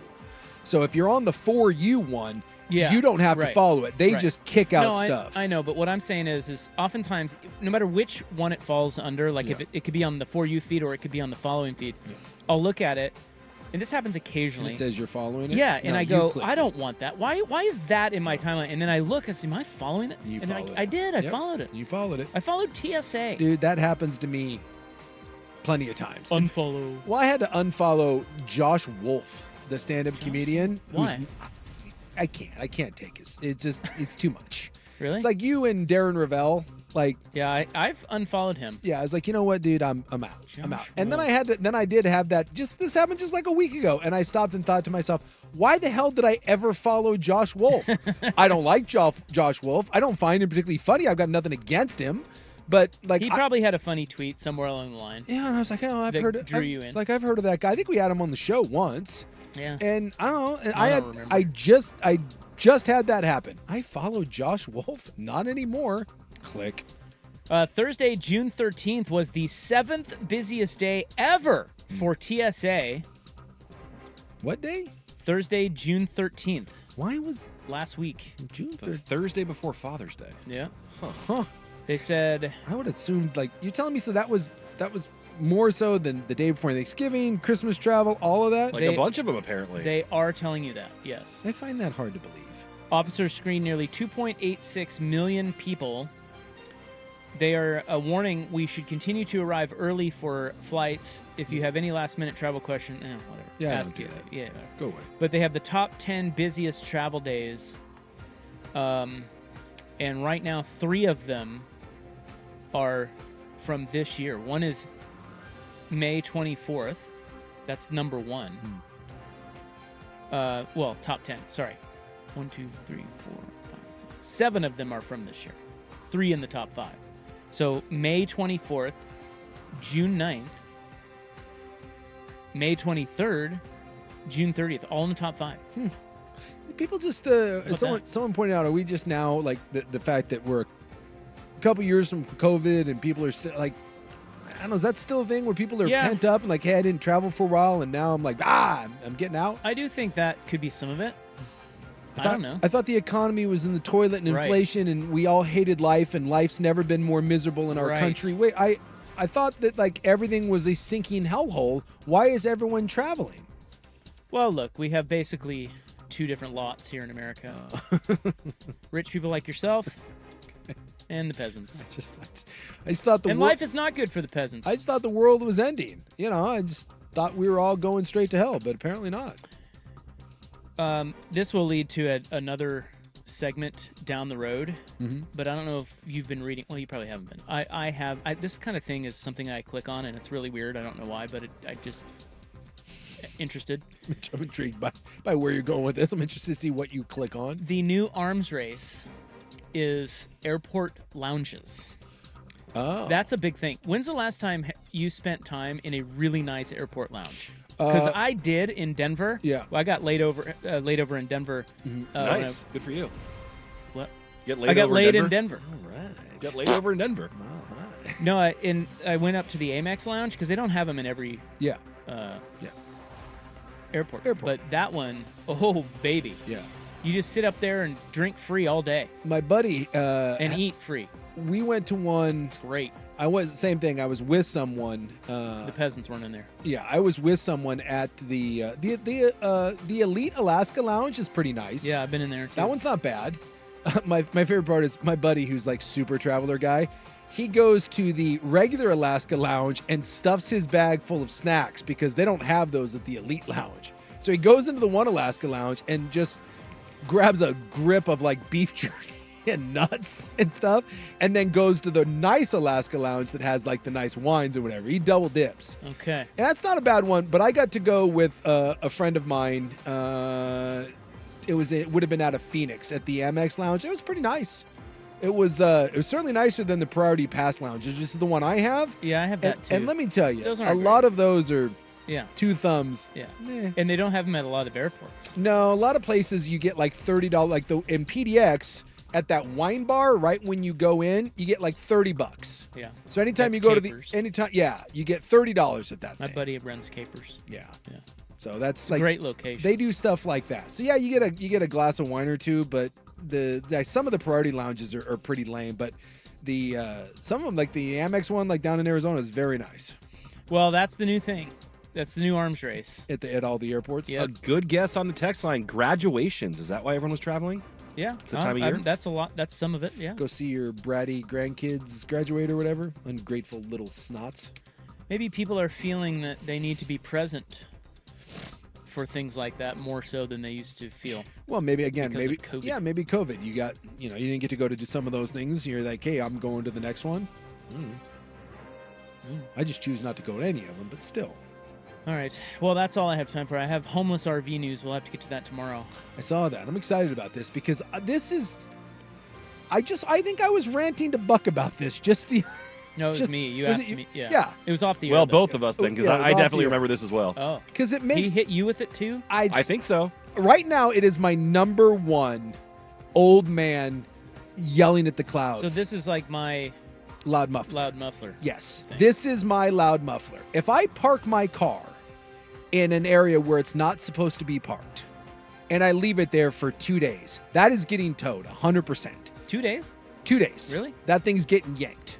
I could go park in an apartment complex for 4 hours where it's not supposed to park, and that thing's getting yanked, and it's going to a tow yard. How the F does an RV sit on a public street for 9 to 12 months, piling up trash and everything else, and we have the inability to tow the son of a bitch? It blows my mind. It's because someone's living in it? It's a residence. Yeah. So as long as I just say I put a sign on my car Correct. saying I'm living there, you can't move my car. think Hey, that's man, right. can't move my house. I'm gonna start putting that son of a gun in every handicap spot I go to with it just a sign that says "Live here, can't tow me." It blows my mind. It is my old man muffler complaint that you've got. Tow the effing RV and be like, hey, we're gonna put it here. If you want to come here where it's gonna be, great. If not, good luck getting it out of impound, because that's what happened to everyone else's car. Perhaps Sorry. if I'm very the city, passionate about it. If the city needed a homeless RV czar, Right here. I think you're the guy. Sign me up for it. Let's go. Not much compassion, but No. you'll get stuff done. Well, I told you, we'll tow it someplace, and then you can go have it, and this is where you're allowed Yeah, like to have why it. does it matter where it sits? Thank you. Where's the place? And by the way, they designated a place for that. We will put it here, and you're allowed to stay there. You need to expand the role. You could do land and sea. You could be the coordinator of both the RV parking and Bum Voyage. I'm on it. I'm just absolutely, because I can't park wherever I want to. And that's just one car. But I can drag the gnarliest piece of crap RV wherever the hell I want it and put it there and be like, oh, sorry, nothing we can do about it. Watch me. Watch me do something about A lot of loopholes, Ugh. A lot of loopholes. All right, that's in the news. June 20, 2024. Coming up next, it is the Hot 5 at 5. Will the NCAA basketball tournaments expand? David Shaw has a new job. Day baseball, and the Lakers have made a hire. All next on The Fan. Dusty here for Victorico's Mexican Food to tell you about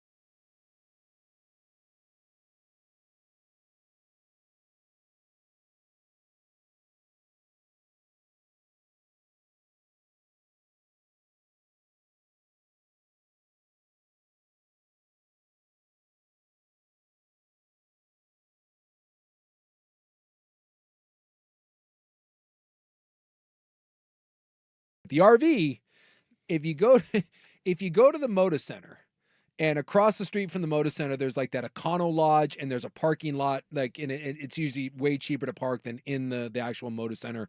We park over there a lot for like winter hot games or concerts or whatever. Right on, and then there's like a hospital over there you can park in. There's a little side street there, and the same like 8 RVs have been there for like 3 years, and the whole area just smells like piss, and it is nightmare fuel, and it's right there where thousands of people walk and park to all different events, and it just how in like 3 years haven't we been able to get a tow truck over? They don't move. They're all right there. Same ones. Never move. Don't know how we can't hook something up and be like, yeah, we're taking it that away. It's hard out. It's not hard. It's hard out there for us normies. It's hard. Yeah. It's a different set of rules. Yeah. You can't park in a loading zone. Yeah. I don't care what's next. Yeah, someone's like, oh, they won't pay the ticket. Exactly. So you know what you do? Tow it. Thanks for coming. Bye. It seems so common sense to me. Coming up this hour, we have Super Hot Sports Talk where Tom Brady has said something that I wonder if you agree with. Did you see him on the big UFL whatever? UFL what? The UFL championship was last. What was he doing on there? I think he did like a surprise broadcast thing there. Hey, Red Danny, now, why would he do that? Oh, because they're Fox. paying him $8 million. Oh, they're paying him more than $8 million. $8 billion to be a broadcaster. I saw him show up in studio with Colin. You know, if Tom's showing up in studio places, it's because he's getting that money. Oh, for sure. He ain't doing that on his own accord. I just love when Colin has to pretend to care about the UFL. It's a great bit. It's the most adorable thing. Because it's a Fox thing? Because it's a Fox thing. And so someone in his ear is like, hey, the UFL championship is this weekend. Talk about it. So Colin will be like, yeah, excited. It's like, this is great football. It is clearly a mandate that they have to carve out some time for it, and they attempt to be serious about it, and no one could care less. Incredible. It's the best part of that show. Well, who won the game? Now you got me intrigued. I don't know. Who won? Who was even playing? I know Wade Phillips was coaching the Brahmas were in it, Brahmas, wherever they play. Brahmas? It was I do know this because speaking of things that came across my Twitter feed that I have no idea why, pack the dome for the Battlehawks wherever the hell they play. It was the Brahmas and the Battlehawks. Sure. Who won and where they play? I have no effing idea, but some coach was yelling and screaming about how no one shows up and we have to pack the dome to whatever. That would be the St. Louis Battlehawks and the San Antonio Brahmas. But wait, that's not right. According to my internet, the Birmingham Stallions defeated the San Antonio Brahmas. In the championship? Correct. Oh. 25. I don't know. I'm seeing 25-0. St. Louis Battlehawks here. The game was in St. Louis. Oh. Well, that's interesting. And they say it was a lively crowd. Is it possible then that one of the other coaches... Or a week ago, was it the Battlehawks? I don't know. Do we really... Did you see the Seahawks signed the running back off that team? Yeah, a couple of those people end up getting Ricky jobs, Person. and good for them. But, the rest of us... Here's one for you. Go hunting or watch the UFL. Oh, I'll watch UFL all day. I'll bet on it. I think I'd rather go hunting. Take my stallions. What is a Brahma? It's a bull. Type of bull. Oh, okay. That's from The Rock. The Rock used to refer to himself as The Rock Brahma was the bull. Brahma bull. Turn these Brahma bull horns sideways. And he's got a Brahma bull tattoo. So now you got to, there's a team named that. Where was it in? San Antonio? San Antonio, yeah. The Brahma Bulls. All right. Oh, my gosh. Coming up tonight in the club, we've got some Juneteenth follow-ups from the Vampire Weekend show. Yeah. And inquiring minds want to know, was the toilet set out on the street in your neighborhood? Was it still there? Let's talk about it. All that 6 to 7. Right now, the Hot 5 at 5. Hot topics, hot opinions. Oh, Charlie, I'm hot today. And hot air. It's time for the Hot 5 at 5. That's hot. The Hot 5 at 5 on Primetime with Isaac and Sue. No, I mean it. That's very hot. The Hot 5 at 5 with Isaac and Sue. Brought to you on The Fan by Victor Rico's Mexican Food, the most popular burrito spot in Oregon. Online at victorricos.com. Number 5. Well, the Mariners have dropped 2 out of 3 in Cleveland. They fall today in a matinee 6-3. Yeah, the Guardians are good. You know, Guardians are good. There's no shame in losing to the Guardians. It's a good little ball club. It is. And the Quanner, last time I looked, was hitting like 398 there. Guardians 46-26 after the dub. Yeah. The Astros rallied past the White Sox today, but then again, who doesn't? The final of that one, 5-3. Dodgers over the Rockies, 5-3. Royals nip the A's, 3-2. Orioles, 17. Yankees, 5. Yikes. The Rays in 10 beat the Twins 7-6, and the Diamondbacks over the Nationals 5-2. Right now, the game on Fox is at Rickwood Field, the oldest baseball stadium in the United States. It's in Alabama, and the Cardinals lead the Giants 3-0 in the top of the third. By the way, the Quanner now down to a lowly Bum. 396. He's awesome. Yes, he is. Number 4. I just really like hitters like him. You know, like just guys that the art of hitting is on display, and I think that's great. 5 home runs, 20 RBI, but you know he's got an on-base percentage of like 460. He's fantastic, and obviously a former Beef. Former Stanford coach David Shaw is headed to the Broncos front office. He will be a senior personnel executive. Remember, he spent 10 years in the NFL before, going to college and doing Stanford. Yeah, he's. I guess he worked with Sean Payton. They were both up-and-coming assistant coaches with the Eagles back in 1997. The Patriots and running back Ramondre Stevenson agree on a 4-year, $36 million extension. He'll get $17 million guaranteed. He's a former fourth-round pick, but he has over 3,000 combined yards rushing and receiving in 41 career games of football. As opposed to cricket, yes. It's important. We throw that out there.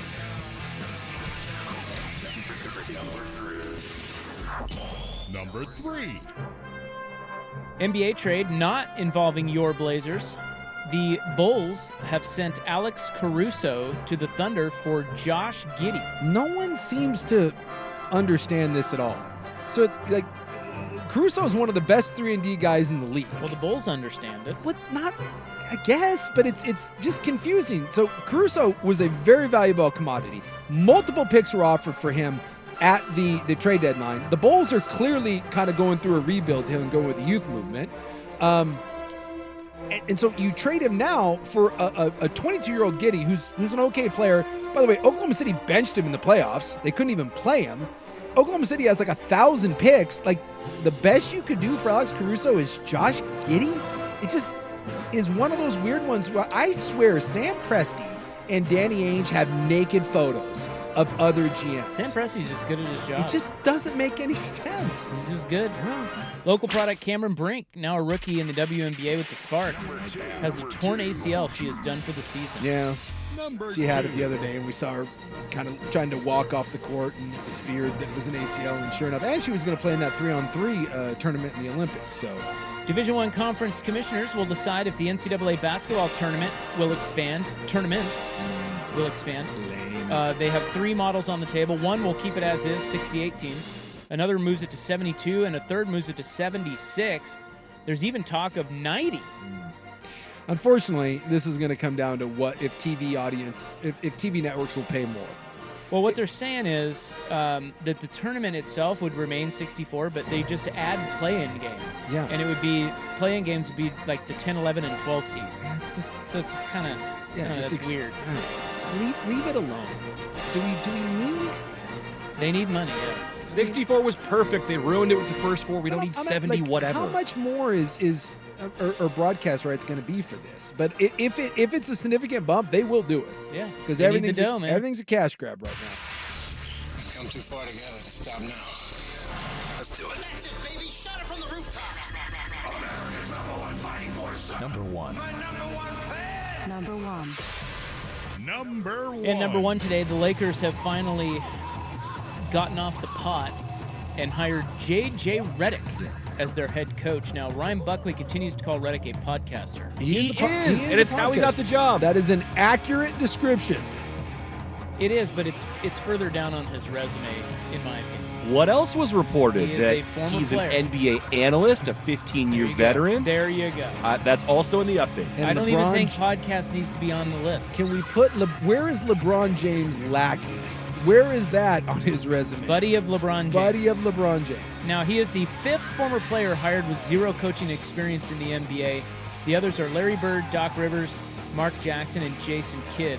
Of those, only Rivers has won a title. But, you know, those aren't bad. Those guys all had success. And go ahead and throw Steve Kerr in. We discussed Steve this Kerr. earlier, Yeah, but he won multiple titles. Steve Kerr only coached the year he got hired. He coached their summer league team, so he had no experience either. So and he was fine. So although he was a GM before that. So J.J. Redick is going to be, was he? Yeah, he was the Phoenix Suns GM. That's right. J.J. Redick is going to be great. I'll bet you he's gone in 3 years. Victor Rico's Mexican food, the most popular burrito spot in Oregon. Order now at victorricos.com. Something Tom Brady said. I wonder if you agree. We'll get to that next on The Fan. What's your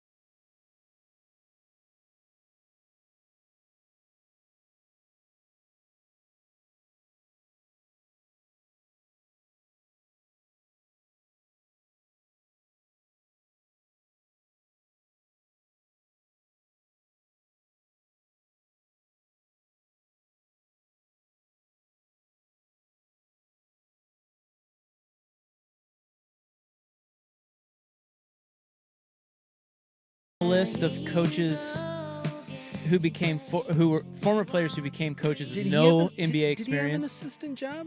He did not, and I'm starting to second guess the list that ESPN had. Although I do think he might have been another summer league first guy, and I don't know if they're counting that. Yeah, you might be right, but well, if they count it for Steve Kerr, then maybe they have count it for Steve Nash. I'll look. I got his Wikipedia up here. Yeah, he coached the Nets and only the Nets. Yeah, that went well. He had not been an assistant, I know that, and he certainly hadn't been a head coach. But maybe he did coach their summer league team, and that's the only thing I can think of. In an interview with Charles Robinson of Yahoo Sports, Tom Brady. Do you remember Tom Brady? I do. Dude, I think he's more out there now than when he was playing. Yeah, he's been doing a lot since retirement. And while he is a beautiful man, I'm telling you, you give it another 10 years, he's in the Dana Carvey, Katie Lane category. Yeah, I agree. He is on a fast track to be a middle-aged lesbian. Well, hopefully, whoever he dates next, or maybe even marries or whatever, keeps him on the straight and narrow in that regard. I hope so. Because he's getting that aggressive, middle-aged, like Karen haircut. It looks fine now, but when he's like 58, that thing may be rough. He said that quarterbacking in the NFL has gone backwards over the years. Okay. And there aren't nearly as many quarterbacks who boast total control of their offenses as there were in his heyday. Yeah, I agree with that. He says, quote, I think the quarterbacking has gone backwards a little bit in the NFL. I don't think it's improved. I don't think the teaching has improved. I think maybe the physical fundamentals might be a little bit improved because there's better information out there for quarterbacks to study on mechanics. But I don't think quarterbacks are really field generals right now like they used to be. It's a broad statement, certainly, but I had total control. I had all the tools I needed. I was coached that way. I was developed to have the tools that I needed to go onto the field so that whenever something came up, I had the right play, the right formation, the right audible, the right check at the line to ultimately take control of the 11 guys on offense and get us in a good positive play. Yes, I couldn't agree more. So he's talking about like the guys that they dumb it down for. Yes. like Well, and not even rookies. not just dumb it down, but in general, the new wave of very bright minds. And I call this the anti-Mike Martz. Mike Martz, to me, is the poster child for Mike Martz has forgotten more about football than 90% of all NFL coaches will ever know. The problem with Mike Martz is he ran such a giant cluster F of an offense. It was just hard for people to grasp it. And he wouldn't dumb it down. It's like, you will learn this. And when it clicked, it was amazing. But not everyone is Kurt Warner. Not everyone is Torrey Holt. It was hard for people. And this next wave of guys, the Sean McVays, the Matt LaFleurs, who else? The Kyle Shanahans. They run very team-friendly systems, and they ask their quarterback to play within the confines of the system. Brock Purdy is really good. Brock Purdy does not have full control of that offense. Brock Purdy will do what Kyle Shanahan wants him to do. When someone isn't doing what Sean McVay wants him to do, he will be run out of town. And the Peyton Mannings and the Tom Bradys, the Drew Breeses, they had way more autonomy, way more control, and they didn't have to play in the confines of a very structured, rigorous system. But Brady kind of did, though. Belichick's like, that's the definition of Belichick. I feel like elite people, it's easy for elite people at their profession to say this, right? Sure. Like nobody, he's basically saying nobody's as good as me. Well, you're special. Yes. I mean, if he's saying, I don't know. I get what you're saying, and I think, look, I trust what Tom Brady is saying is right. He's the best to ever do it. Yes. So his opinion on quarterbacking, take that seriously. Yeah. At the same time, I think that some of this falls into the category of I was great, and I don't really understand why not everyone else is. Again, I'll push back on that and say that the evolution of RPOs, the evolution of more college schemes coming into the NFL, athletes becoming more of we want more athletic quarterbacks coming into the league. We're embracing that. We're letting them do that, and that's been going on for a long time, but we're bringing some of those guys in, and we're not asking them to truly become NFL quarterbacks. In fact, you have franchise guys that aren't really full blown, complete NFL quarterbacks. And I think when you look back at let's go back 15 years ago, I would say that even the guys, like if you took, let's say, take the elite guys out, right? Let's take the top 6 or 7 out. I'm guessing that in Tom Brady's mind, 7 through 12 or 7 through 15 were more complete quarterbacks in his day than what we're finding now, where they're probably more structured or athlete guys making plays with their legs. Well, that's probably true, but I think, some of it is, there are so few elite guys at that position that you have to get. I think the league kind of wisened up and said, hey, we've got to get our quarterback. We've got to make the best of what we have with our quarterback. Sure. Because he's not elite. We think he maybe could be elite, but most of them aren't. Yeah. So they just do the best they can with what they have. And I think they do that better now than ever in a myriad of ways. Yes. One, I'm not disagreeing with that. Physical attributes of some of these quarterbacks. Two, just what they're asking them to do, dumbing it down, things like that. He said, another quote, he said, coaches are trying to go in and develop a program and develop people, but they don't have the time because of the pressure from social media and the pressure from media to get it fixed right away. Yeah. So now they're saying, all right, rather than draft a quarterback and say, I want to develop you, they're saying, we're going to draft a quarterback and ask the quarterback, what do you do well? We just got to do that so I can try to win some games so I don't get fired. Yes. He's right about that. When you look But hasn't that always been the case in a sense that there's just aren't that many elite guys? It's the toughest position in sports to play. I just know that I remember when the Chip Kelly stuff started coming in, I came from a very pro style background, right? And once I got to college and then in my brief 2 stints in the NFL with Shanahan and with John Gruden, those were very we had Gary Kubiak as our offensive coordinator and John Gruden and Jay Gruden were the offensive coordinators. Very bright guys. And there was a lot asked upon the quarterback.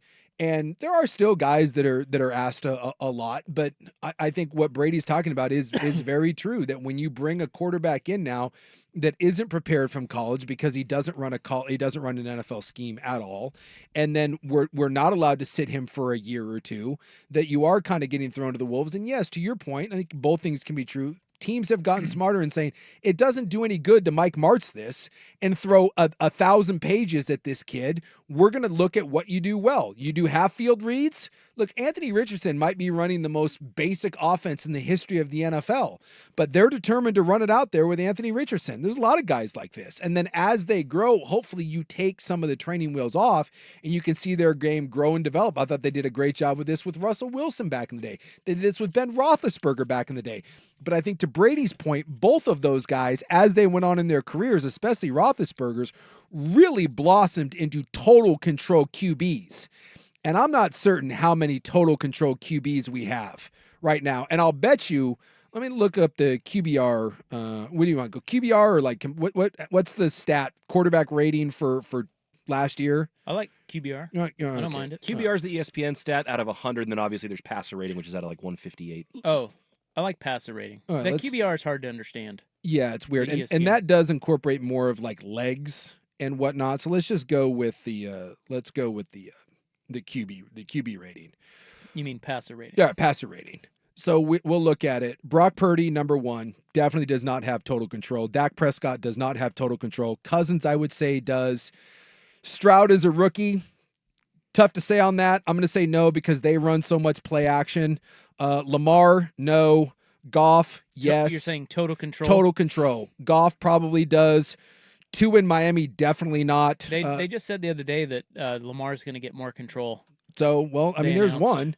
Russ in Denver, certainly not. Derek Carr, maybe in New Orleans. So I'm just saying, that's your top 10. You got like 2 of them that would have, and those are your top 10 guys. Well, I think that says everything. That's why I kind of, maybe it's just semantics on how it's being said, but to me, quarterbacking has evolved, not gone backwards, because of what you just read. You just read 8 of the 10, top 10 in passer rating are very structured. Are the exact guy that Tom Brady is saying is bringing the game, the position backwards. Well, is it backwards or is it just wiser to do that with a guy who doesn't have the skill set or the brain of Tom Brady. Sure. So has quarterbacking really gone backwards, or is it just evolving into something different than the way he played? And that's the way I see it. Is it just is it's evolved. Old guys do this all the time. I'm sure I do it about a million things.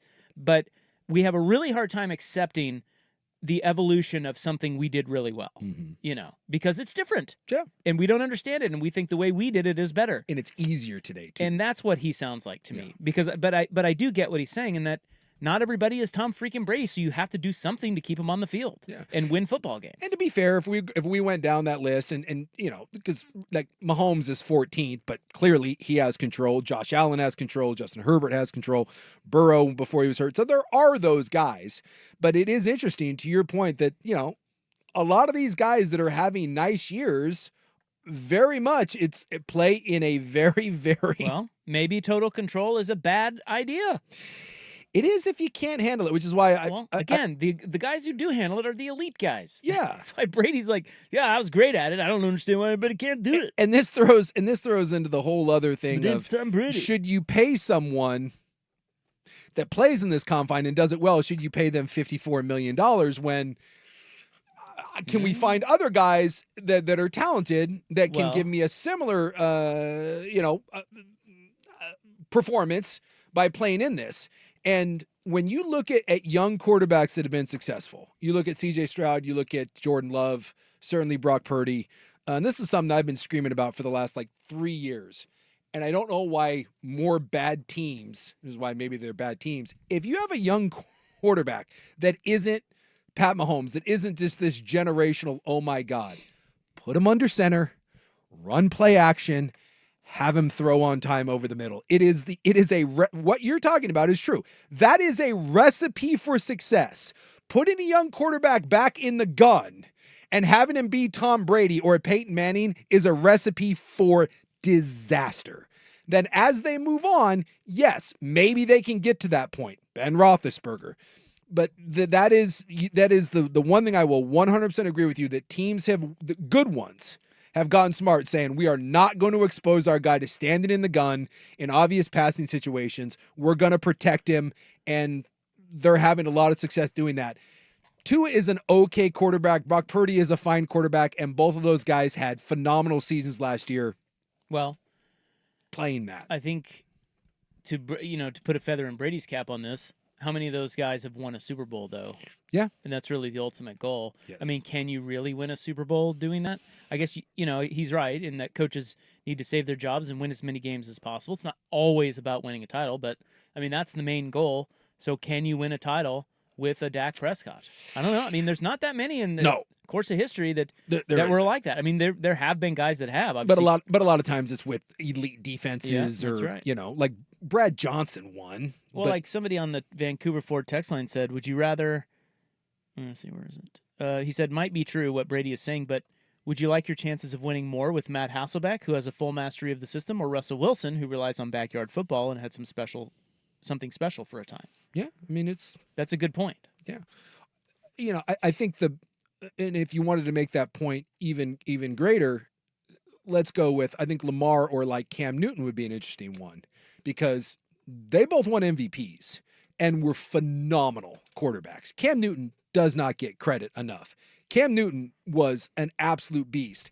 Cam Newton was not a complete quarterback. Lamar Jackson is not a complete quarterback. Lamar's won 2 MVPs and is a phenomenal talent.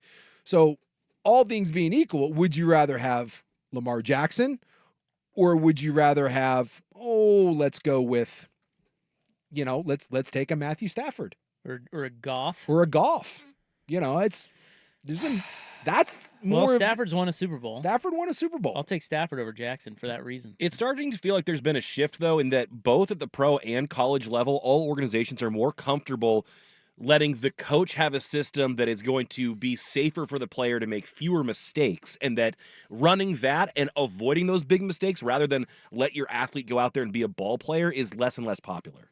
Yeah. Well, sure. I think that's what he's saying. But I think that to me, that's just the position evolving. Like coaches getting smarter about how to coach a guy who is not elite or you think may be elite but isn't there yet. Yeah. They want to get these rookie quarterbacks on the field fast. Yeah.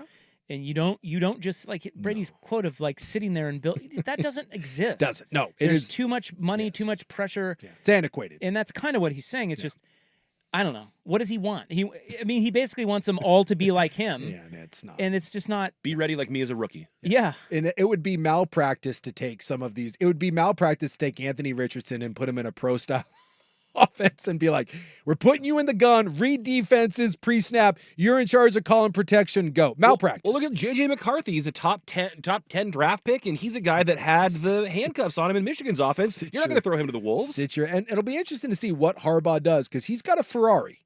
He absolutely has a Ferrari as a quarterback. But he drafted an O-lineman. He won't shut up about running the ball.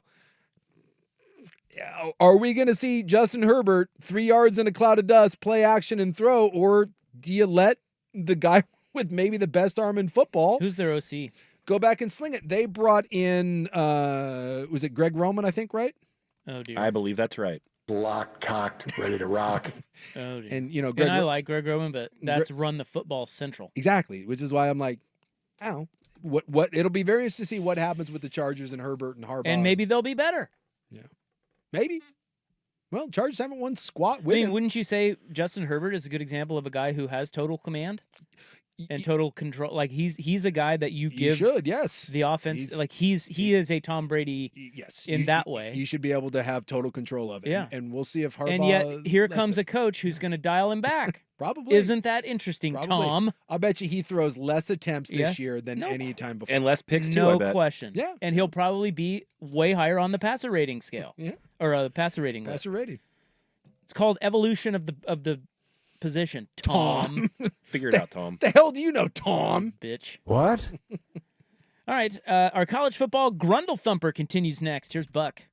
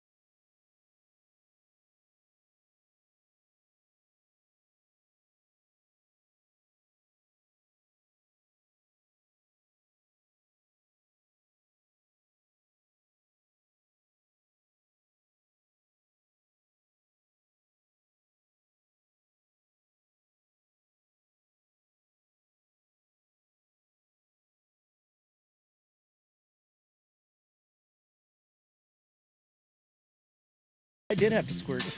Just sat down in my chair for this seggy after squirting. You sit down to squirt? I've been No, I've been drinking a lot of water though. Yeah. You're very hydrated. Did you get a Yes. you got a new water bottle, right? Well, this one is from my wife's collection of 8,000 that she has at the house. What is that? No idea. Every woman has 8,000 water bottles. We have one entire cabinet in my kitchen. Same. Dedicated And to you know what? water Look, bottles. I think it's absurd, but at the same time, it's really fun to go shopping in there. Like I go in there, I was like, which one am I going to take this week? That one's fun. It matches my outfit, kind of. This one's nice. I kind of like how it's got the little handle. I like the zipper part of it. I don't use them. Yeah, well, I do. And I threw away the old one because it kept leaking. It was a bad purchase on my. Okay. And maybe this is why women have 8,000 of them, is because when you buy one and it sucks, and sometimes they do suck, because you don't really know until you try it, then you just go buy a new one. Can't you just go buy a good one the first time? Well, but or at least the second time? I don't think there's a lot on the market. I think it's hard to know what's good and what you prefer. So different bottles for different styles. That's correct. The other one that drives me crazy is we don't store them with the lids on. So there's like a pile of lids and and I'm like, even if I wanted to. Well, that's because they have to dry. Yeah. Without the lid, or else they'll be mold. I don't. Yeah, my wife has 46 tumblers. Yeah. My wife sends them to get etched with different logos or themes. What? Yes. Nice. Is that? Yes. I love it. Now I'm sure that I'm going to die of cancer. So I have two that I take to the gym. And I think it's nostalgia. So you do use them. Well, no, so follow me on this. And someone's probably telling me this is the worst thing in the world, but I'm nostalgic. I use the green plastic Gatorade bottle. Oh yeah, the squirt bottle. The squirt bottle. Those are the two that I have, and I don't know why, but I like the taste of plastic. I'm sure it's going to kill me. Well, I had to squirt. Yeah, when you put it in the plastic bottle, it's like drinking out of the garden hose from back in the day. I like the taste of it. And it's convenient. It's not heavy. And when one becomes like wrecked or whatever, I just throw it away. And sometimes if you leave it in the car and it heats up a little bit, I think the water tastes a little bit better because I think some of those extra plastic pieces melt in there. Yeah, see, I'm on to you. I think you like that little teat that it's got on there. Well, the teat is nice. The little teat. The teat is nice. So you can squirt or you can suck. I can squirt or suck, yes. Yeah. Both. And I can squirt from a distance. Yeah. Yeah. Yeah, you can. Yeah. Like we see on at the timeouts of the football games, the guy comes around and I don't know why, just there's something about the green Gatorade bottle with the orange top that I think I like. What do you think about us hiring a water boy for the show? It's just so like you walk out of the break and you just open up. They come in with the towel and we just open like our mouths like little birds and they squirt water in there. I bet you Schultz would do it. I bet he would too. Yeah. Schulte's a real. And you know what? He'd do a damn good job at it. Schulte's a real go-getter. And we figured, did you also see that McDonald's is bringing a $5 value meal? Yeah, we talked about this the other day. Yeah. This is the new thing. The thing to combat rising fast food prices. Because no one wants to go to fast food anymore. The thing that they're doing is they are offering value meals. Yeah. Super cheap again. To give you a sense of value, when the reality is there probably isn't any, but it feels cheap. And somewhere Jordan Schultz is touching himself to the notion of a $5 McDonald's. Oh no. Biggie meal. Why don't you start bringing my Gatorade bottle in to combat your... You don't have to combat anything. Metal bottle. No, everything in America has to be a fight these days. Let's go. Yeah. Oh, okay. This is called Owala. Owala. Would that run you like $30-$40? Again, I don't know. I just picked it out of my wife's cabinet of 8,000. I'm going to look that up. I'll bet you that thing is a minimum of $30. And I'll tell you right now on Amazon, you can get not one, but two of those OG Gatorade green plastic squirt bottles, $7. I got to tell you, I'm looking here. 24-ounce Owala. Mm-hmm. 38. $32.99. Yeah. You paid $32 to drink water. Sure did. I tell you what, it's a nice one. Keeps it nice and cold. Doesn't stink. You know how you get that like the musty, stinky kind of smell? Is that the mold though? Yeah. Well, I don't know. I try to wash them regularly, but maybe it's my own fault. I don't know. I think some of them just kind of have a ripe stench to them. Sure. From time to time. Don't like that. Yeah. It's a good little water bottle. Mm. Good little water bottle. I feel like you're Mine's $7.99. Yeah. Boom. Well, again, to me, it's all cheap because I'm very rich. So $32 and $8 is. I mean, I'd rather pay the $32 for the nicer bottle. But I feel like your Gatorade water bottle thing is somewhat akin to like an old guy wearing, like socks and sandals. Yeah. Like you look at it, and most people are looking at you, shaking their head, like, "Oh my god, look at this old guy." But if it works for you, like old guy doesn't care that he's wearing that. I will The only reason I push back on that, though, I feel like you see all the guys on the sidelines, like the trainers go around to football players, and they squirt that same Gatorade bottle in the mouth still. Because they have helmets on, and so they have to squirt. Because But you still see young, athletic, strapping lads drinking out of those bottles. I will say that because you have to squirt. They need the squirt technology. Yeah. Maybe Sook does too. I feel like people often comment on my Gatorade bottles, but to Rob's point, it does feel like they're placating me a little bit. Like, I'll get a rando. You get a water bottle shamed? I feel like You that are. sometimes. So, Because in today's day and age of all these water bottles, I mean, did we talk about the big craze over the stupid Stanleys? Stanleys. And all that? I mean, come on, man. This is big deal. This is big business. But I would think people would look at you and be like, oh, that's an OG bottle. Like, it's like having some throwback sneakers. But Like, here's oh, you the got thing. the pumps. Cool. it happens a lot like this. People do comment on my water bottle a lot. What do you have, wristbands too? Actually, You do, don't you? Well, I have wrist straps. My God, you're turning into Richard Simmons. I do. I am old and my joints aren't the best, so I do wear wrist straps when I lift heavy things. I will get this one where some broccoli-haired whatever comes cruising by, and they will go like this. Oh man, one of those old plastic ones. They're like, all right, but I feel like it's like what Rob's saying. It's like, hey man, sweet sandals, and then I think they kind of roll their eyes, and then they take their metal bottle and.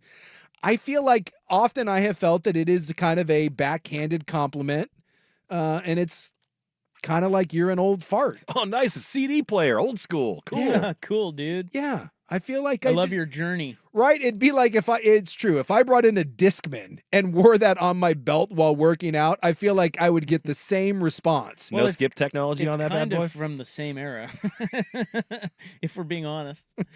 And then people at the other gym I go to, I've had often people tell me that I shouldn't be using that one, which only makes me want to use it more. Because of the plastic? Yeah, I've had at least 10 people over the however many years I've been using that have told me,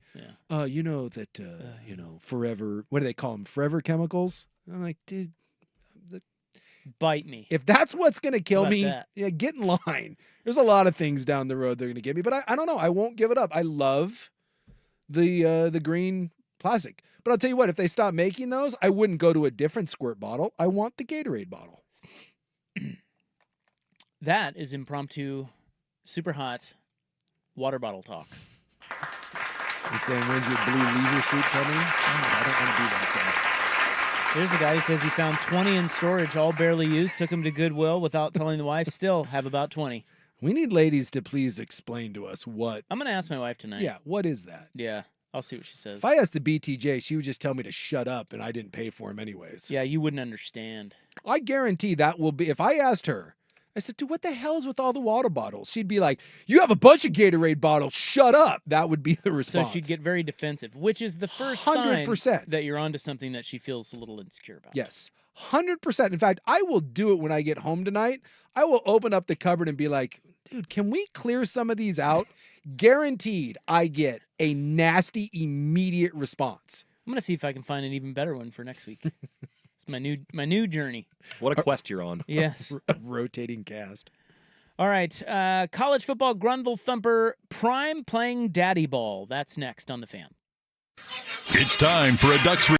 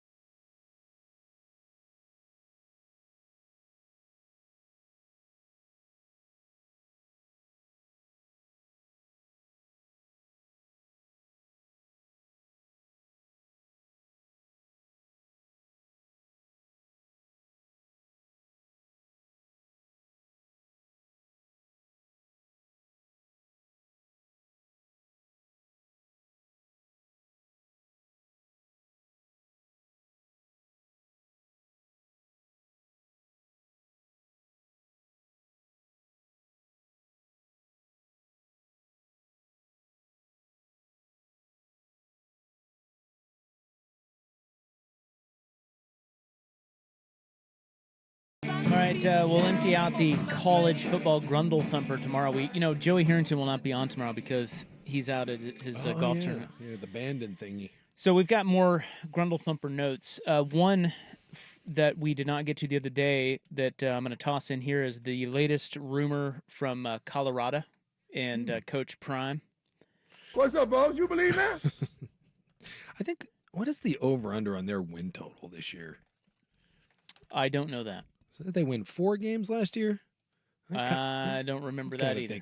Weren't they like 3-1? Yeah, I think they ended up winning like 4 games. Yeah, I think that one that they blew to Stanford where they're up like 20-something at the half would have put them over for their season total, and they didn't get there. I'm going to just, whatever their total is, I'm taking the under this year. Yeah, they went 4-8. Well, they're now saying that Coach Prime is playing daddy ball, and he is threatening to dismiss any player that missed Shedeur Sanders' rap concert. Did you read that? That can't be a thing. It said, this is Athlon Sports reported, Deion Sanders made his entire team go support his son Shedeur's rap career as he performed his new single before a Lil Wayne concert following Colorado spring game back in April. That can't be a thing. And the player source says that Deion threatened to dismiss anyone that skipped out, which completely turned off the players and was a final straw for some to transfer, seeing it was just another example of daddy ball being played. Wow. Now, Coach Prime responded, as he tends to do on social media. I heard that bull junk. Do you believe? No. He said, "This is one of the best lies I've ever heard. God bless you, and I pray you sleep well tonight because we are. Lord Jesus." I read through that bull junk you wrote. I can't. That just can't be a real thing. Threatening to, because you don't. You know who I wouldn't go see rap? Any one of the quarterbacks that I ever had. Shedeur? Any quarterback. Lil Wayne show though. That's pretty. So the only thing I could think of is if he said, "Hey, this Lil Wayne concert is a team event. You have to go," and Shedeur happened to be performing as an opening something rather, and then people are like, "Yeah, we were going to get in trouble if we didn't go to the Shedeur deal." But Yeah, maybe it's a team event. I don't know. I was never great at team events either. Coach Prime wouldn't have liked me. I would not have worked under Coach Prime. I did see one. I don't remember, it was Athlon or something. Some anonymous coach was already in the Big 12 was taking shots at him, saying it's going to be a circus and a disaster. And I kind of tend to agree with him. Well, that's the latest. By the way, their win total either 4.5 or 5.5, depending on where you're getting it. And if it's 4.5, it's like the over's minus 145. But if it's over 5.5, you're getting plus money. So. Yeah, I want nothing to do with. They're not winning 6. I'd have to look at the schedule because they're in the Big 12, which should be a softer schedule than when they were in the Pac-12. But they start out with North Dakota State, and I'll tell you right now, look out for that. North Dakota State has killed many a Division I program, and then they got Nebraska, and that's in Lincoln. Loss. Nebraska sucks, but they can beat them. And then Colorado State, that's in Fort Collins. That's on the road. Coin flip. It was a coin flip last year. And then they got Baylor, Central Florida, Kansas State, Arizona, Cincinnati, Texas Tech, Utah, Kansas, loss. Where's that game? Where do we play the Buffs? Oh, Lawrence, baby. Hell yeah. Rock Chalk. Oklahoma State. Actually, I think they're playing in Kansas City this year because their stadium's getting redone. Oh, are they? I think. I just, on here it says Lawrence, Kansas, but, you know, it could be an oversight. Look, it's not the toughest schedule in the world. But I just was very, very unimpressed with Colorado. And I feel like all we've heard in the offseason is just more turmoil. I just don't have any faith. So to answer Deion's question, do you believe? No. You don't believe? I don't believe. You've never believed. I have not. I have not believed. And I was like all those morons that after they started and beat. Remember, like, that whole thing about Colorado and like how great they were, that was because they beat Colorado State. Like, literally, they beat Colorado State, who I think the year before had won like 2 games. And all of a sudden, people were like, that's when he's like, do you believe now? Like, what? Or no, and it was the TCU game. TCU, which like that was their first one. The Colorado State game, it was TCU, and they eked one out. And TCU was coming off the national title game, so everyone was like, huge win! But TCU had no one. Like, it was a completely different team. Yeah. And TCU scored 42 points against them. Like, that thing could have gone either way, and they beat TCU, and so everyone was, like, losing their S. And then they eked one out against Colorado State. And it was like, do you believe? I'm like, no. What's Remember up, I boss? said, You take believe that? every bit of money you have I ran through that bull and put it junkie on road. Oregon. And Oregon absolutely alley-whipped them. And they sucked after. Like, they're just, that thing was Hey, 5 new offensive linemen, man. Transfers, baby. And yes, Kansas is playing all their games in Kansas City this year. Okay. They're playing 2 where Sporting Kansas City plays, and they're playing 4, including the Colorado game, at Arrowhead Stadium, home of the Chiefs. Interesting. Yeah. Well, and the Chiefs sounds like the Chiefs are moving to Kansas. Oh, man. They're not going to be in Missouri anymore. It's wild out there, guys. So either way, if it's 5, I'll take the under. They're not winning 6 games. 4? That schedule is not that tough. All right, we got to move on. We got to move on to the club. We've got Juneteenth Vampire Weekend and Toilet Follow-Up. That's what I have written down here. Okay. I do have the count, the black person head count from Vampire Weekend. Is it over 4.5? Seems very inappropriate, but let's do it anyways. That is next on The Fan. Hey, I'm going to stick around and tell you about Window Nation.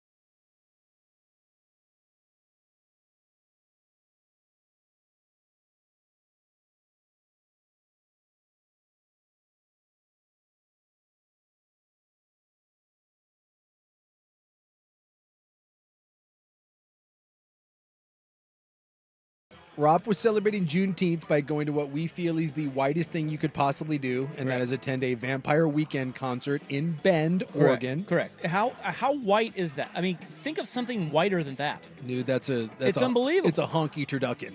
It's Bend inside a Vampire Weekend concert. Yeah. Honky turducken. Yeah. You just made it's. Yeah. I mean, come on. Yeah. It's.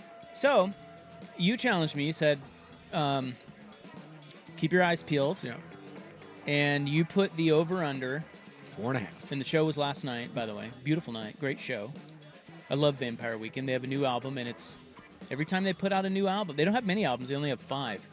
But every time they put out something new, I like it. Yeah. It's a good album. They played some of their songs from it last night, and sometimes when you go to a show, you don't want to hear the new stuff. Yeah. With them, I don't have that feeling. I wanted to hear some of the new stuff. It's really good. Yeah, it can be. I got to admit, as much as I love Pearl Jam, love Pearl Jam. Great example. Saw them recently. Just what was that? Like a month or 2 ago. They were here in Portland, and they don't play in Portland very often. I think they said it was only like the 8th or 9th time they've ever played Portland, and they've been around forever. New album's okay. It's not my favorite. It's solid, but far from my favorite. I think they played 6 or 7 new songs, including the finale of the finale.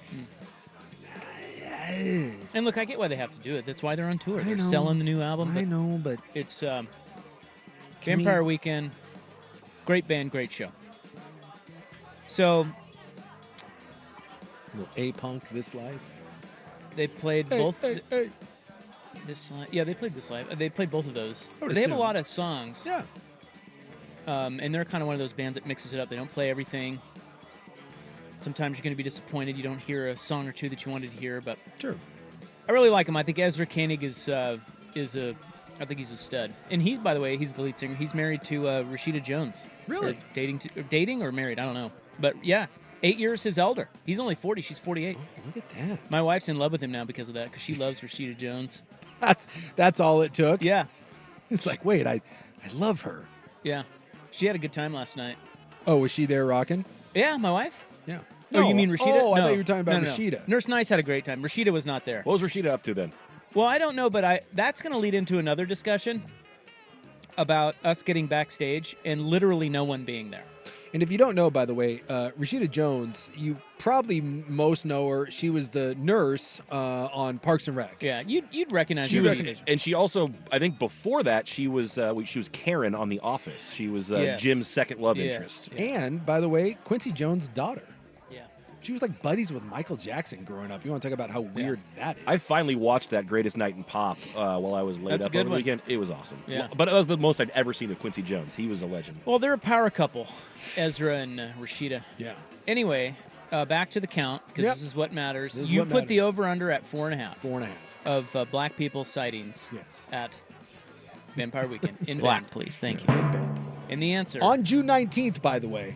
On Juneteenth. Yeah, Correct. Yeah, Juneteenth. Yeah. I mean, We saw 4. oh!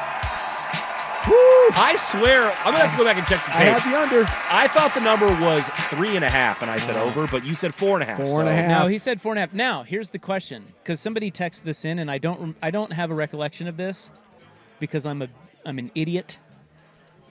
Do security? No. I you said Suk ruled them out. specifically. Okay. 'Cause Well, this- then People wait. working at the event or venue do not count. I he have said. to amend. 0. Even better. Come on. 2. Yes! It doesn't Well, then matter. it's an easy under. It doesn't matter. Yeah. This is like Iowa football. I'm telling you, the under was going to hit every Now. single time. Let's be fair.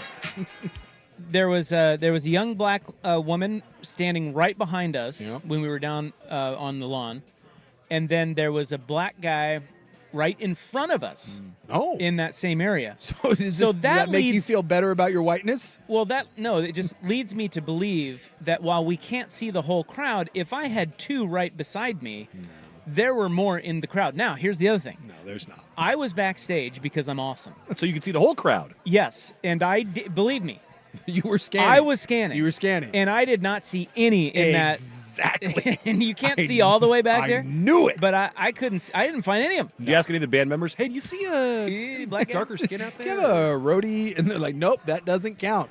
So there were two security guys. And that crowd was like what? Like 12, 13,000? We were talking about, I don't know how many that it puts in there. It was packed. It was sold out. But look at the Ben Amphitheater. Yeah, I figured it'd be sold out. Because that thing's got to be like, maybe 10. it's got to have at least 10,000 in it, right? I don't know. Two black people. You trying to?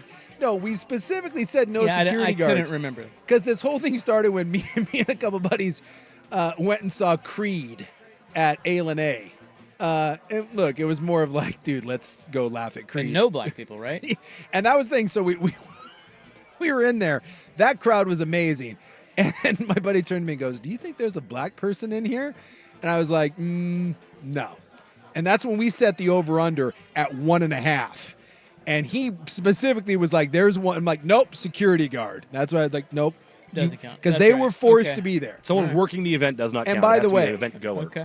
the official count at the Creed concert at A&A, 0. Not a 1. Although, Well- to be fair, that was only like 600,000 or 700,000 people. Or 600 or 700. You had 10,000 and you got 2. I'm not sure which is worse, to be honest with you. 0 at the A&A show, 2 at the Bend Probably Amphitheater. 2. I would think so. That's low. But they're a very white band. I mean, come on. So geez, you'd get more black folk at a Brady Bunch reunion. Oh, so Well, it was Juneteenth. It is official. You did the whitest thing possible on Juneteenth. Yeah, because did you see any black people golfing at your exclusive country club? You probably didn't. I didn't. But again, to be fair, I do know that there is one African-American gentleman that goes to that club and 2 Asians. And 2 Asians? There's 2 Asians. There's 2 So Asians. weird. And 1 African-American guy. All right. And if you don't think I didn't bring that up, yesterday out on the golf course, I was talking about us having a white-off. And there was a debate on hole like number 4 on who was doing something whiter, you or I. And who'd they side with? Well, they kind of went with you because I said I don't think there's going to be anyone, and we went with crowd size. And they did bring up the fact that there is 1 African American guy, and Did you mix in a black? And he does go there quite a bit. Therefore, we determined that you were doing the whitest thing possible. For sure. I mean, just on paper. Just on paper alone, It's a win. Yeah, Vampire Weekend. Oh Okay. yeah, they signed that brown guy, and then I went right past it. Boy, I don't like that drop. No, I don't like that No, at all. it's- And that's not even me saying that. no, it's rough. It's a rough look All all right, the way so around. we get rid of all the women. We get rid of all the black guys. Where'd that come from? I don't even remember what that was from. So Nurse Nice was uncomfortable backstage, and I want to talk about this Is because she uncomfortable because you were counting African Americans? no, she was with me on that. Oh, yeah, she was. She had her eyes peeled. She found one. There was 2, only because they were right beside you. Yeah. But they weren't there together. Nope. 2 separate black people. Did you turn and ask them, hey, why are you here? Now, why would I say that? That's terrible to ask someone that. They probably liked Vampire Weekend. It's a good band. Fun show. Nice night. Bend is fantastic. Just the Well, really, Bend is a really multicultural center if I've ever seen one. Oh my God! My wife even commented while we were before the show, like we were just cruising around Bend. We did a hike and then we went and had some drinks. So you did an even whiter thing. Yeah, you Pretty definitely much. just made your outing white. Yeah, You I mean, the whole hiked. thing. It's Bend. Everything's white. Do beer tasting by chance? Because that would really add We to did it. not. Probably should have. Anyway, Except a hazy IPA. she was like, "Wow, this place really has a look, doesn't it?" I'm like, "Oh yeah, dude. Everybody, I can tell you, Bend guy, Yep, just by looking at your hat." 100%. And yes, they all look alike. They all look like they've all It's got. mesh and has a patch on it. Yep, and exactly. They've all got their Subies and their A lot of Patagonia down Trucks there. and Yeah. their socks and their cool shades. So I got a light shell layer just in case. That's right. It's true. You got to have a light shell. Yeah. You know what? The wind doesn't stand a chance against the Bendites. Not a freaking chance. It's freaking awesome. Oh, that just warms that warms my innards. It says Hayden Home's amphitheater holds 8,000. Is that all? Is that it? It's about 8,000 there. It was a little more than that, but 8,000. Well, this much we know: it holds 2 black people. That is for a Vampire Weekend show. Because I'm going down to Redmond in July. Okay, now that's whiter. All right, so follow me on this. So here's the question. So I'm going You're going down to that show, that it's big it's concert? a big Yeah. festival thing. So this is going to be a good competition. So this is gonna be a competition because we got like Ryan Bingham, Leanne Rhymes, Whiskey Myers, Jason Isabel. The question becomes setting the over under again because that's going to be a bigger crowd. I'm setting it again at 4.5. 4.5. I'll go over on that. You're taking the over? Well, it's a huge festival. It's like 39 acts or something. And a camping festival? You in Redmond? It's a bold move. You taking the over? I have balls.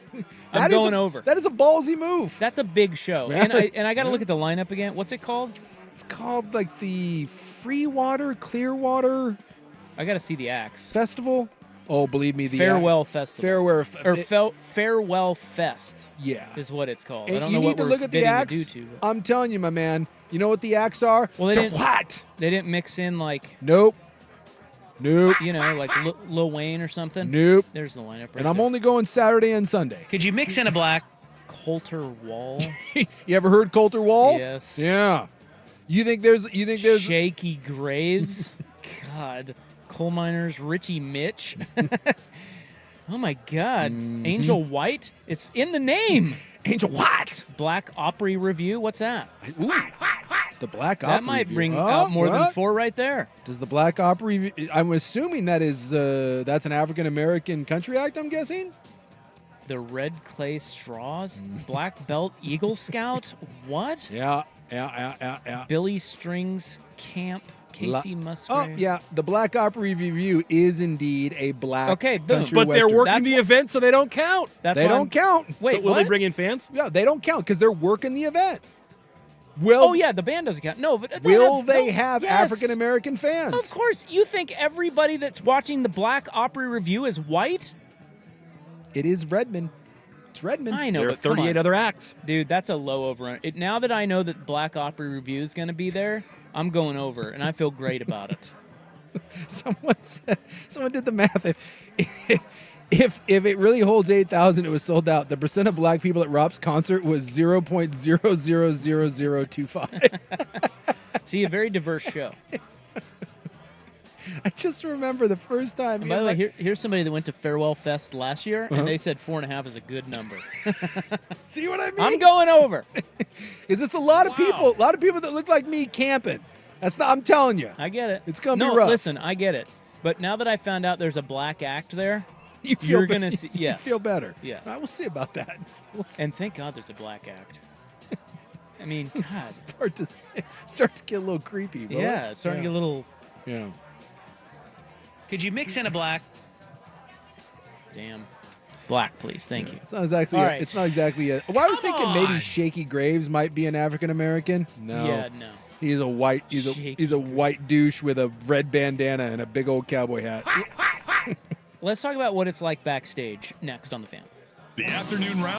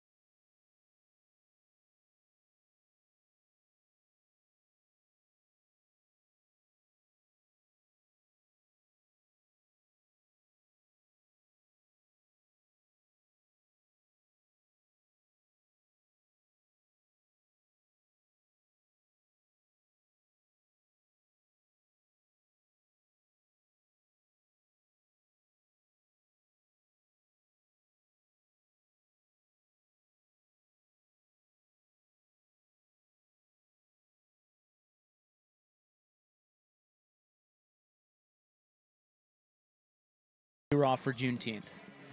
Yeah. You know, so I didn't know we were off, and then the boss sends out an email. And it's like, well, Vampire Weekend's playing that night. Let's go down. So Mark Hamilton from 94.7, the great Mark Hamilton. Mark Hamilton.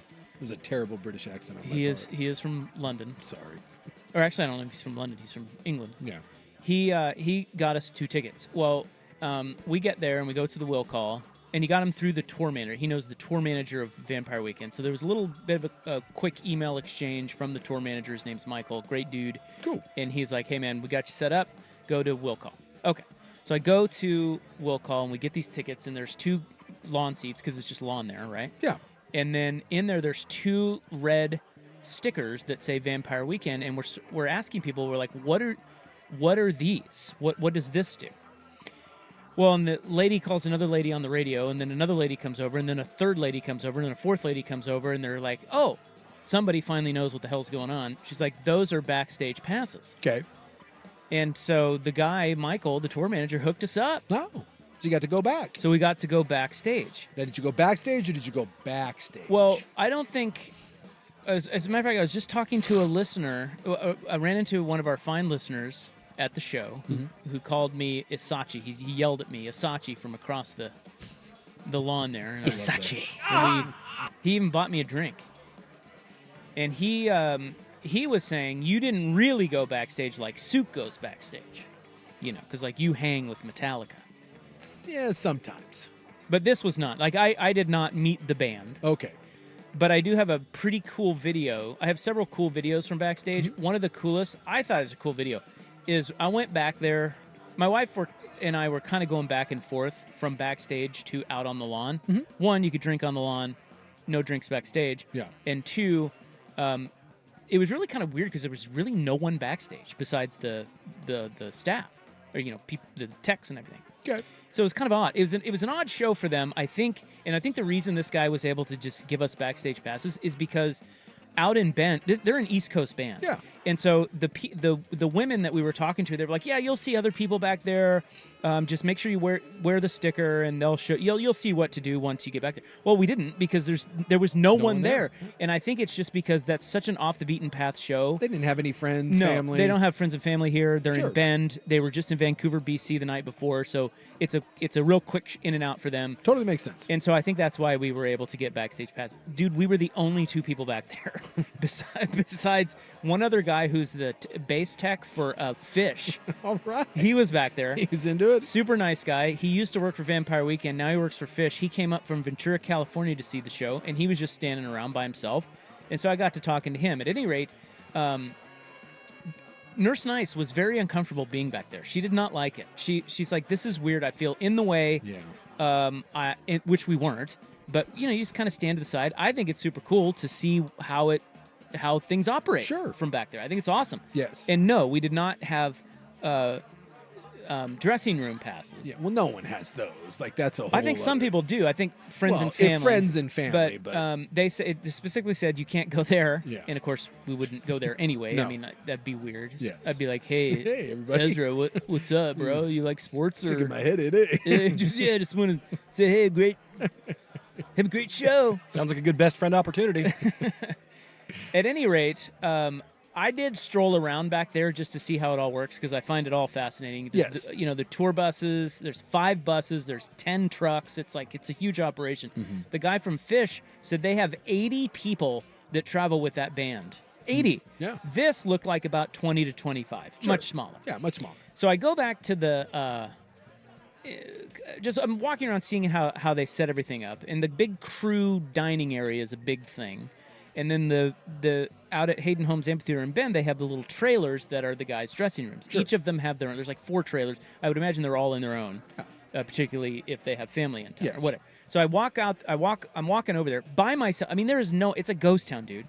And there is the bassist for Vampire Weekend, Chris Baio, sitting out on the deck of his little dressing area. Yeah. And I don't have any balls, so I'm also supposed to be staying away from that area, so I didn't say a thing to him, but I was observing. It's a wise maneuver. And he was strumming a bass out on his. It's still pretty cool. I thought it was great. He was just sitting there like in a rocking chair. Yeah. And like, oh, dude, there's Baio. And by the way, he is related to Scott Baio. Really? Yes. Does he think Scott Baio's a douche? I don't know that. Okay. I don't know that. But why not? Why don't you ask? You shouldn't ask. I It's like, should have, hey, yeah. you know that Scott Baio a-hole? And he was telling a guy that was sitting up there with him, he goes, put on some Everclear. What? He was like, put on Everclear. And they said the same thing you did. They were like, why? Huh? And he's like, dude, they're from Portland. Put them on. And And so that dude, Chris Baio, was sitting back there like 30 minutes before That's the what show. he thought of. And by the way, they're not in Portland, but he's like, it's Oregon, close enough. Yeah. That's what he thought of, and he knew that. And so they were blasting Everclear to get ready for the Sit show. beside the ocean and watch the world die, huh? Yeah. Art Alexakis somewhere is smiling. Yeah. I'll be damned. So anyway, stroll past there, looking all weird. I'm the weird guy that nobody knows who the hell he is. It's tough. That I will say that having been fortunate to be backstage at a handful There's of a shows, lot of people nobody knows, including my absolute two favorite bands, it can be very awkward because you don't want to be the idiot that screws something up. But I also found that those people are all so used to random people walking around. They don't know who anyone is. They just know you have a pass. See, this was my thing with my wife. If you have that pass, they gave that to you. Yeah. That you are allowed back there. Absolutely. We are not. You're not intruders. No. As soon as you're a supposed to be there person, people stop worrying about That's you. exactly. But you also and that's what we were. But you also want to be very respectful to the situation. Because we you'll stand were. out like a sore thumb if Yes. you act like someone who's not supposed to be back I there. almost ran out on stage. Would that have been bad? Might have been bad. That would be it. Perhaps. I was going to do a cartwheel. I don't know. It's I'm going to show you anyway, my boobs. Who do you side with here? I was sitting like, this is absurd. Why are you so? She left. She went back down to the grass. I said, no.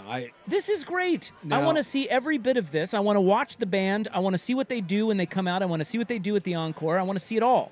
And I like to watch the crowd. Watching the crowd is great. Absolutely. From that vantage point. All the people up front know every word to every song. Ezra was pointing at people like he's seen them a million times at all their the different shows. And it's just kind of a cool scene. She was really uncomfortable. What am I missing? This is my thing. I've had like I said, esteemed pleasure to go backstage many a times with my absolute favorite band. You get more comfortable the more times you go. But I'll admit, the first couple times I was just like your Nurse Nice, I was petrified.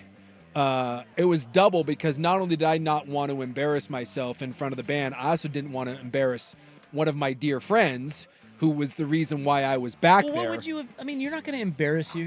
What would you have done? I didn't want to. You're not one of those type of guys. I didn't want to be. I just didn't want to do anything stupid. I stood for the first 3 times. I think I stood in the corner, and and probably made people more uncomfortable by creeping in the corner. True. And it got to the point where my buddy actually introduced me to bandmates, to band members, to staff. And then after a while, they were like, "Oh, that idiot. Yeah, I know him." And then I could relax a little bit. But I've also gotten lucky enough to take other people back there, and they all are like They're jammed up. They're jammed up. Because I take it seriously. So I'm like, hey, this is very cool of him to do. Don't take any photos. Yeah. Because they'll tell you that. Don't ask for autographs. Don't take any photos. Yeah, I took vids. I mean, that's a no-no where, at Metallica, you don't take video, don't take photos, because that's their space and no one wants their photograph taken. And that's my thing, is like, I have to tell those people that, because the first time I went back, I asked my buddy, I said, hey, because James Hetfield, who I named my son after, for God's sakes, I was like, hey, do you think I could I'm not asking for an autograph, I would never do that, but I'm like, can I get a picture? And he just looks at me and is like, no. It's like, absolutely not. And I was like, yeah, not back there. Yeah, I was like, done. Absolutely. And so when I tell people that, I think it does lead people to be jammed up. So almost everybody that I have gotten to take back, it acts more like Nurse Nice than you. Well, I think that is respectful. I just wasn't nervous about it. I was like, hey, they gave us these. Let's check it out. No, dude, I was nervous. And I know I wasn't doing anything wrong, although now you've made me feel bad about taking videos. Well, but they may not be like that. No one said to stop. The only guy that was up there was the tour manager. He's the guy who gave me the tickets, and he never said a word to me. Well, then you're probably fine. So I was like, That's probably a little more laid back thing than, it was super chill. There was no one back there. Yeah. So I got a pretty good video. I think it's a cool video of them, because I wanted to see what they do for the encore. Yeah. And they all came off one by one. And then they literally just stood around laughing and joking behind the curtain, maybe 2 minutes. Yeah. And then the guys directs them right back on, and I got the video of just standing there watching them walk back on stage one by one, and then the crowd going crazy. It was pretty cool. I mean, for me, it was cool. Yeah. It was just an awesome scene. Now, had you come, who's the lead singer of Vampire Weekend? Ezra Koenig. Would you have, if he had walked by you, Oh, 100%. you would have talked to him? Oh. If he had walked by me, He's walking, because I like, had, like they're mingling back, or they're just lounging around back there. Because they were not, the band, other than Chris Baio, who I did see sitting on his deck there, the band was not accessible until 3 minutes before they walked on stage. You're standing back there, end of the show, sitting back there on your own, no one else around, and he just walks by you. Would you have had the balls? No. Yeah. I wouldn't have said See, anything. that's my thing. Like, I flailed. Yeah. I had one of the most awkward moments of my life in that I saw Metallica at the Fillmore, small little theater down in San Francisco. Great venue. And I was sitting, this was hours before the show, so there's no one in the Fillmore. No one. And I'm there with my friend, and we're just hanging out. And at that point, I knew several of I knew some of the guitar techs and some of the security guys. So we were just kind of hanging out or whatever. And then everyone was just kind of gone. So I sat on the end of the stage. I was sitting on it. And so there's no one else around. And who comes walking down the GD aisle? There he is. James Hetfield. There he is.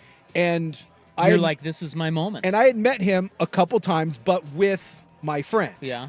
And so I never actually had a conversation with him, just the two of us. It had always been like, hey, this is my buddy Jason. And he was always very polite, you know. And so he's walking up to me, and I was like, just say hi and be like, hey, I'm so-and-so's friend. I've met you a few times. I've met you a few times.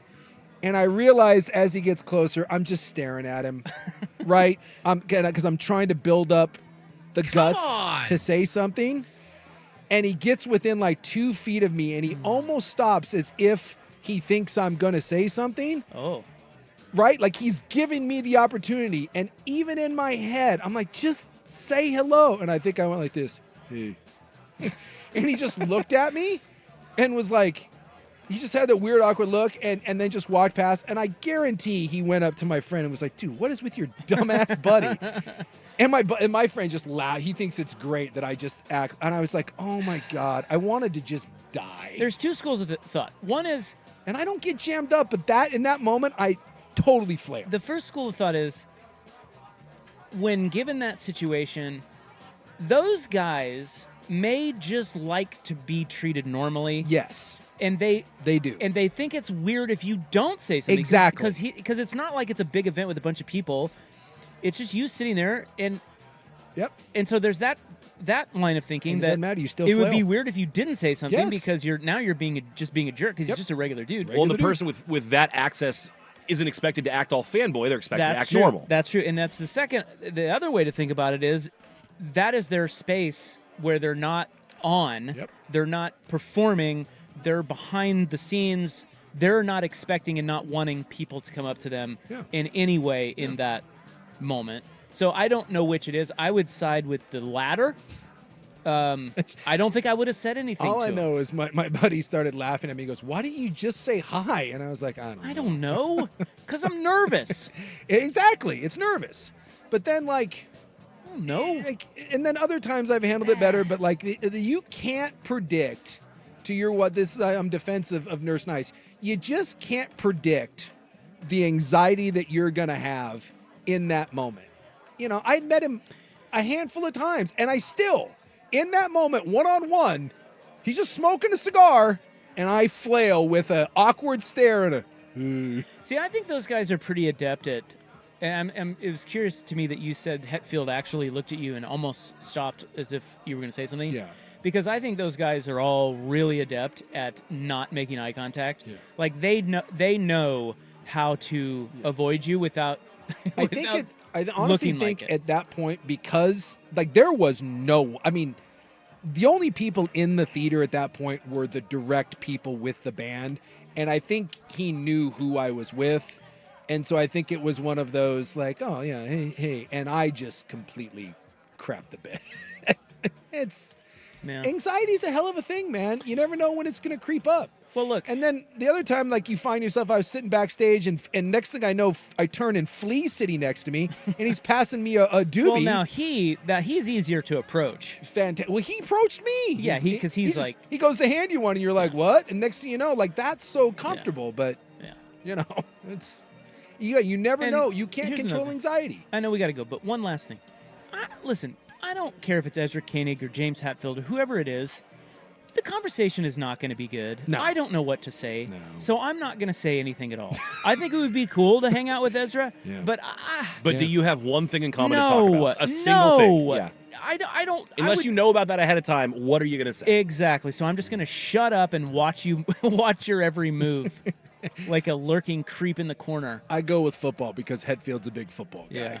He's a Raiders fan. It's the only I lean on that like anytime. So I would have That's all I dropped got. Mark Hamilton's name, see if he knew him. If not, I would see if he knew 94.7. If not, I would see if he knew the acoustic. If he remembered that acoustic show they played a couple years ago, that was really cool. And I'd be like Chris Farley, be like, well, yeah, it was really cool. Yeah. Okay, thanks. Good to talk to you. Douche. All right, we got to I go. really like your music. Yeah. Okay, you're great. Thank you. Bye. Tell Rashida hi. Bye. Here's Buck. Now,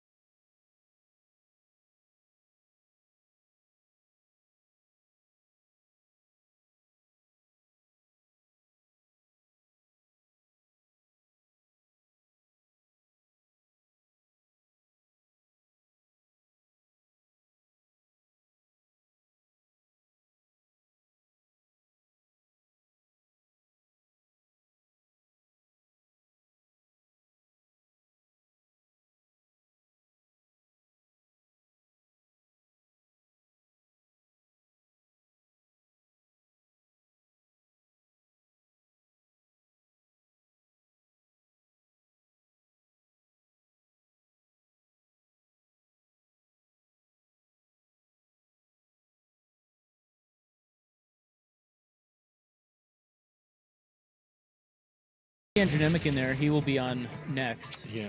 14 minutes. Talking about some high school stuff. You think he's covering the Nuttin' But Ass event at a local New Jersey high school? What? What is that? Right in the butt? It's fantastic is what it Nuttin' is. But Ass? Yeah. Now, I am not familiar with the rap game as much as I should, so I will turn to our resident rap expert, Ryan Buckley. Have you heard of Big Fendi? You can only really serve one ass. No, He's I don't a celebrity. think so. It says he's a celebrity music manager. Big Fendi. I like that you think I'm the rap expert here. Well, is that? I yeah. guess that could be true. That of was the three weird. of us. Well, but who else Why do would I you have? go to Why am I going to you? Not going to you. You went to a vampire weekend, for God's sakes. Go to Nemec. he's actually not physically in here now. He's in the other room. This is going to turn into one of those, like, have you seen Inglourious Bastards, where he goes, well, I speak the most French, second most, and he speaks the third, and he goes, well, I don't speak any French. It's like, yeah, the third most. He says the third most. Shut the F up. I don't have a choice. I can't go to you for Big Fendi news. I'm half expecting Bucky to be like, oh, yeah, I went to high school with Big Fendi's, That's cousin. right. Yeah, That's fair. his sister works with my wife. So All right. No, What's going I don't on know. here? What's the deal? Well, he's got like 1 million followers. So apparently he's a big deal in the hippity hop Is world. 1 million even a lot anymore? I don't know. In the world? More than I got. More than I got. Well, you're not a big deal. So he contacts a local New Jersey high school to put on a community basketball event. And the Jersey high school is like, great. So tickets are between $50 and $500. For a what? Yeah. For a community basketball event? Community basketball event. What? Celebrity basketball tournament stated to go down at a high school in New Jersey. So this was all set. So this was in West Side High in Newark. So they were like, yep, they got the high school gym. We're all good about that. It was like sponsored by Truly. It's going to be a big thing. By the way, the winning team was getting like 10 grand.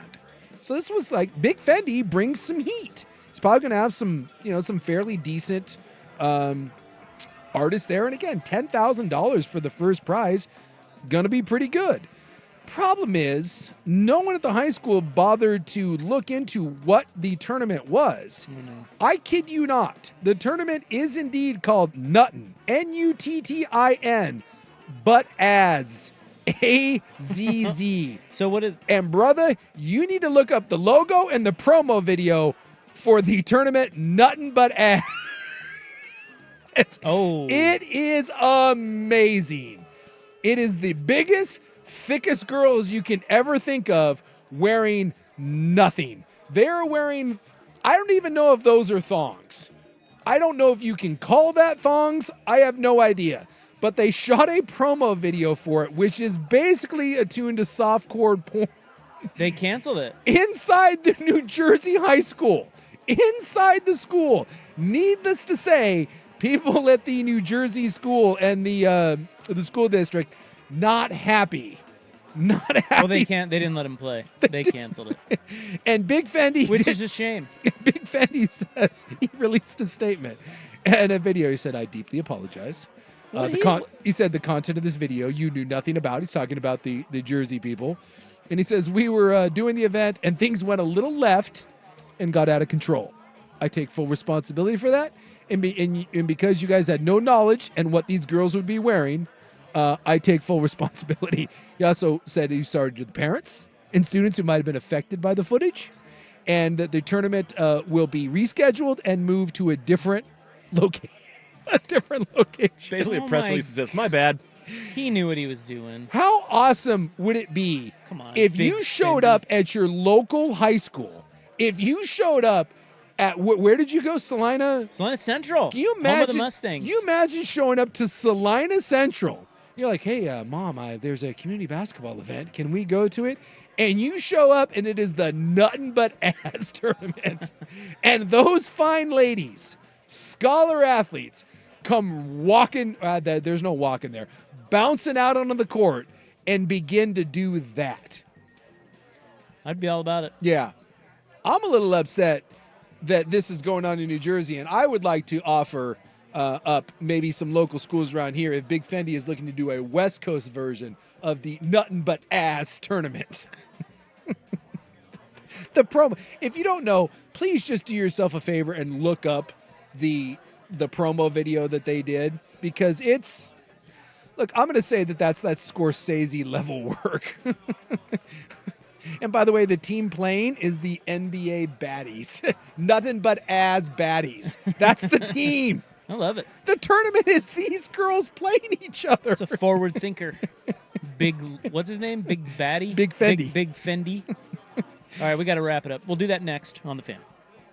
It's The Fan on demand. They're kind of fun to play with, aren't they? Now, fan podcasts are better than ever with whole show podcasts. I appreciate you because we needed a hamster to pedal this wheel around. And you can still get newsmaker interviews in any hour from your favorite fan.